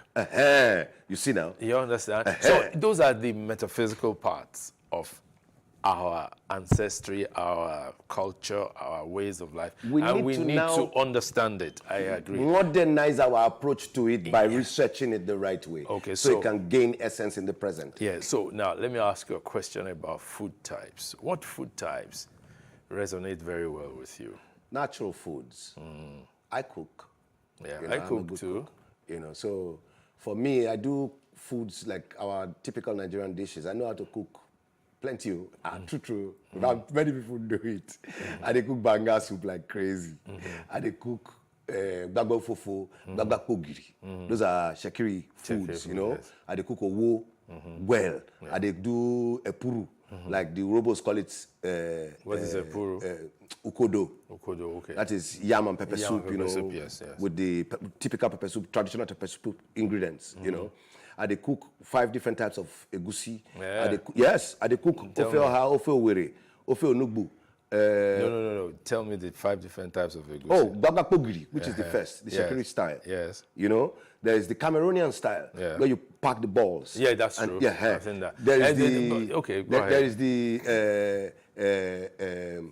Efa Elegusi, yes. which is the Yoruba style. Yes. And there's the Igbo style. Yes. You know, and these are, everything have their own, you know. Then like the okra we talked about also. I cook about 4 or 5 different types. Shekiri type first.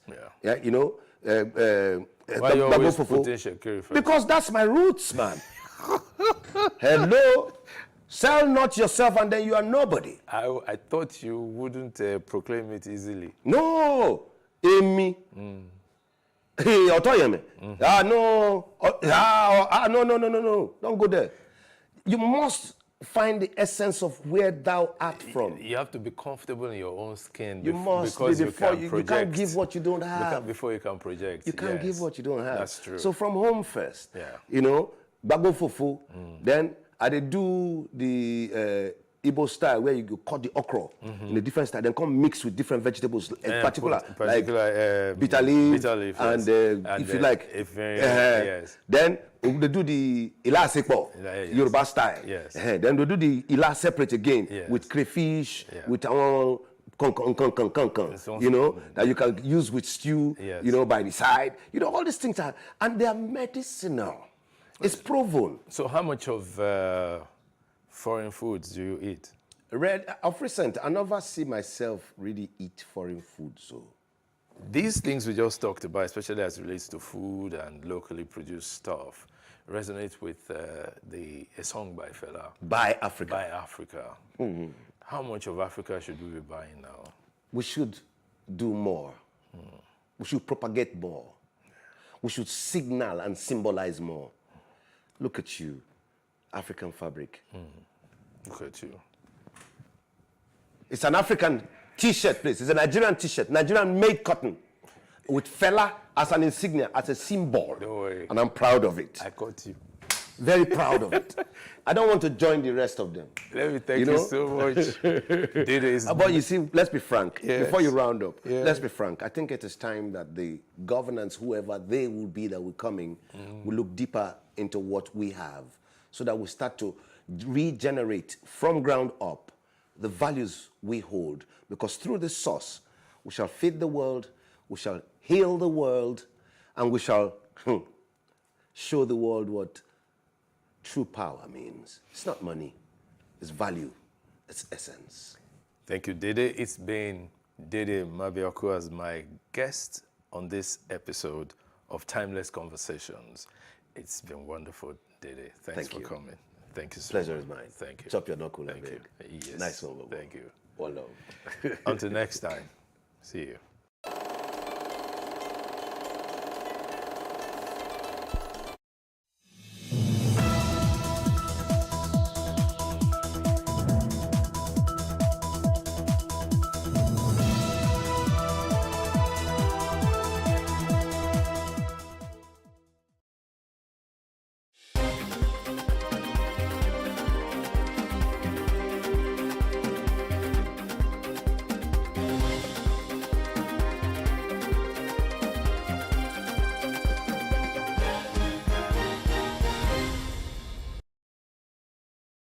Hello and welcome. I'm Emmanuel Ulubobukun, and this is a news update.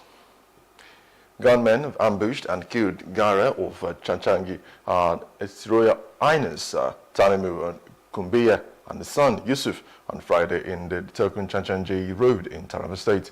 Now, the incident occurred when the traditional ruler and his son were returning from a funeral event. The Governor Abukaf has confirmed the incident and directed law enforcement agencies to bring the perpetrators to justice. The governor expressed condolences to the bereaved family, the Chanchangi community, and the entire people of Takun. TIF Culture and Social Station President General Chief James Baker condemned the killing and also called on the government and security agencies to investigate and bring the perpetrators to justice. Baker urged everyone to remain calm and allow security agencies to carry out their responsibilities effectively. Presidential media aide Bayo Ononuga has accused supporters of the 2023 Labour Party presidential candidate Peter Obi of planning nationwide anti-hunger protest on August the 1st. Ononuga, who is a special advisor to President Bola Tinubu information strategy, claimed that Obi's supporters were the ones planning the chaos in Nigeria. Now, the protests were reportedly planned by youth and groups with viral hashtags and promotional flyers on social media. Ononuga claimed that the organizers of the protests were the same people who infiltrated the hashtag #EndSARS movement in the year 2020, acting on the instigation of the detained leader of the proscribed indigenous people, Biafra IPOB, Mazi Nnamdi Kanu. Now, in a bid to strengthen maritime security, the Nigerian Senate has now advanced a bill to repeal and amend the Nigerian Maritime Administration and Safety Agency, the MASA Act of 2007. The progress was made evident during a public hearing held on July 17, 2024. Dayo Moberiola, the Director General of the MASA, highlighted the benefits of the proposed amendment in his statement.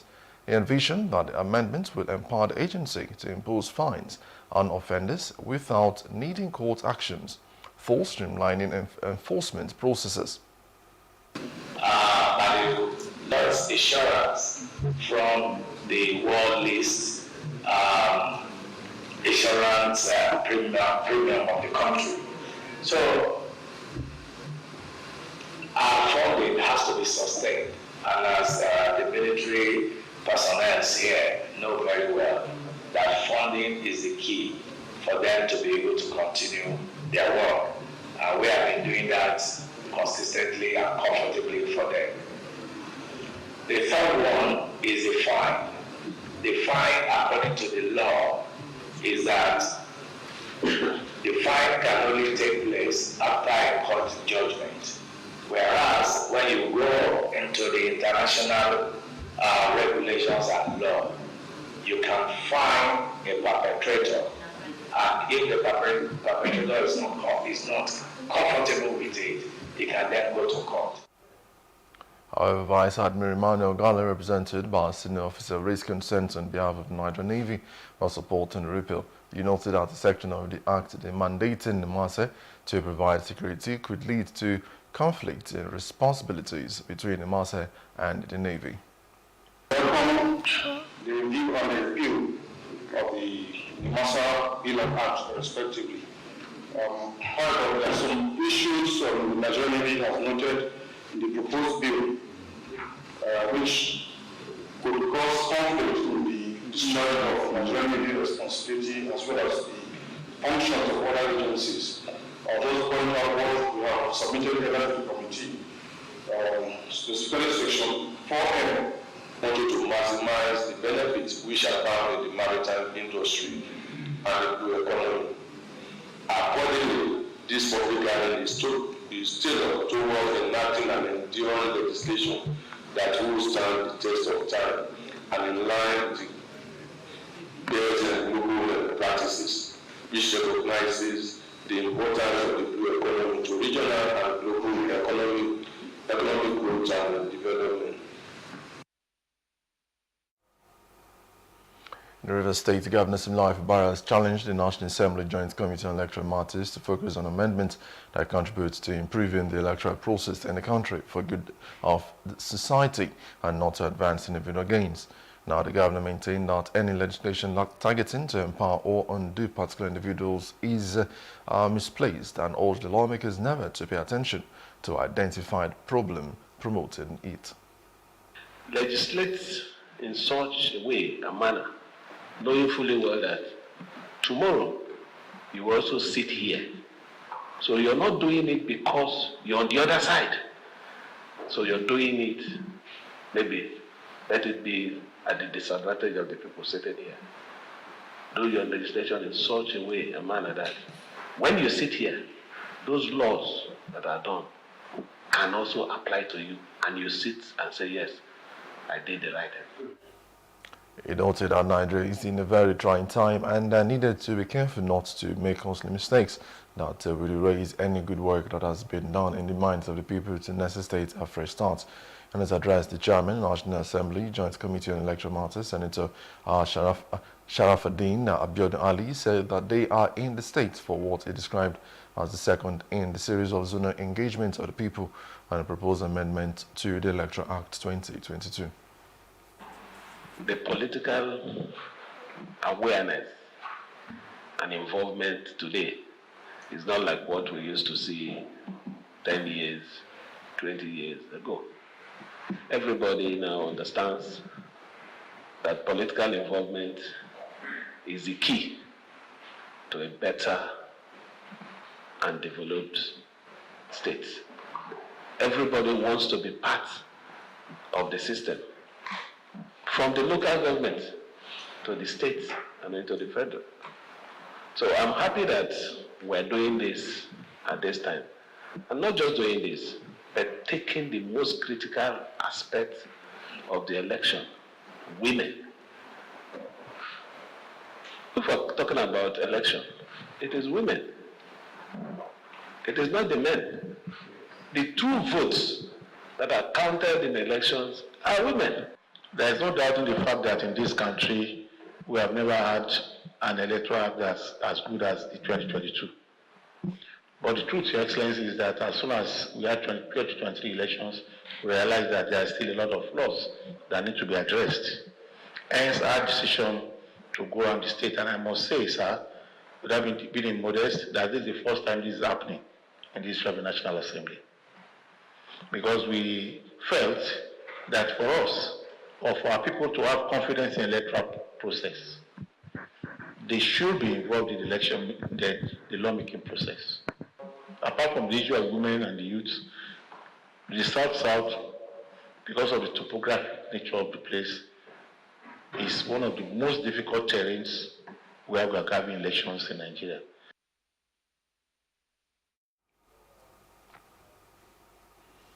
Now, the lawmaker representative Borno South, Senator Ali Ndume, on Friday declined the chairmanship of the Senate Committee on Tourism.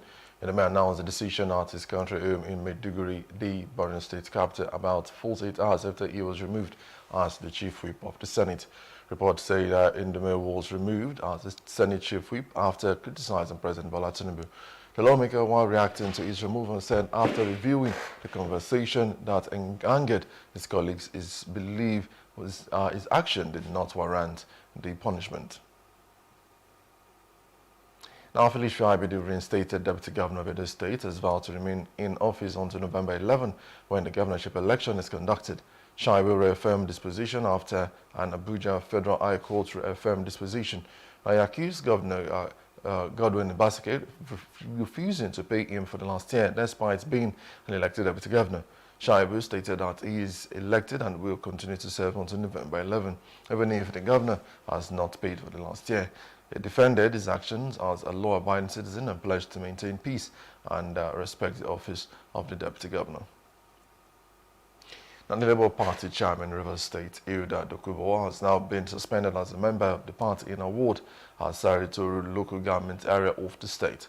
Now, this was contained in a letter written to the Labour Party chairman of Dansari to LGA and signed by the ward chairman, Mr. Ajalamunia Ibame, the secretary, Mr. Luli Amache, and also the treasurer, Mr. Emmanuel Bamate. Others who signed the letters were the women leader, Ms. Osaki Deperiye, and the public security secretary, Osaki Dokubo. She is yet to respond to the allegations. Now, straight out of South Africa, 2 people were killed and 3 others were missing after an empty cargo ship struck a bridge in southern China on February 22, 2024. Another 11 people were killed when a bridge in northern China collapsed amid torrential rains. The bridge in Shanxi province's Shanglu's collapsed due to a sudden downpour and flash flood. Rescue operations are underway with 5 vehicles recovered from the water. Large portions of northern and central China have been battered by rains, causing flooding and significant damage since Tuesday. China is enduring a summer of extreme weather with heavy rains across the east and south, and also heat waves in the north. And that's about to take on the news. For more stories, please follow us on Facebook, X, and Instagram, and do subscribe to our YouTube channel, Plus TV Africa and Plus TV Africa Lifestyle. You can also view us on LiveMix on LiveMix.tv and Glow TV apps anywhere in the world. I am Emmanuel Olubobokun. Many thanks for watching.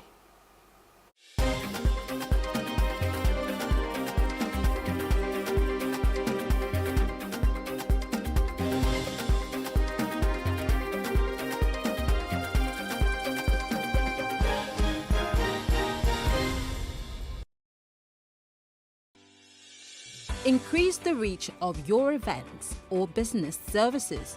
To advertise on Plus TV Africa, please call 0906 000 5719 or 0909 040 8408.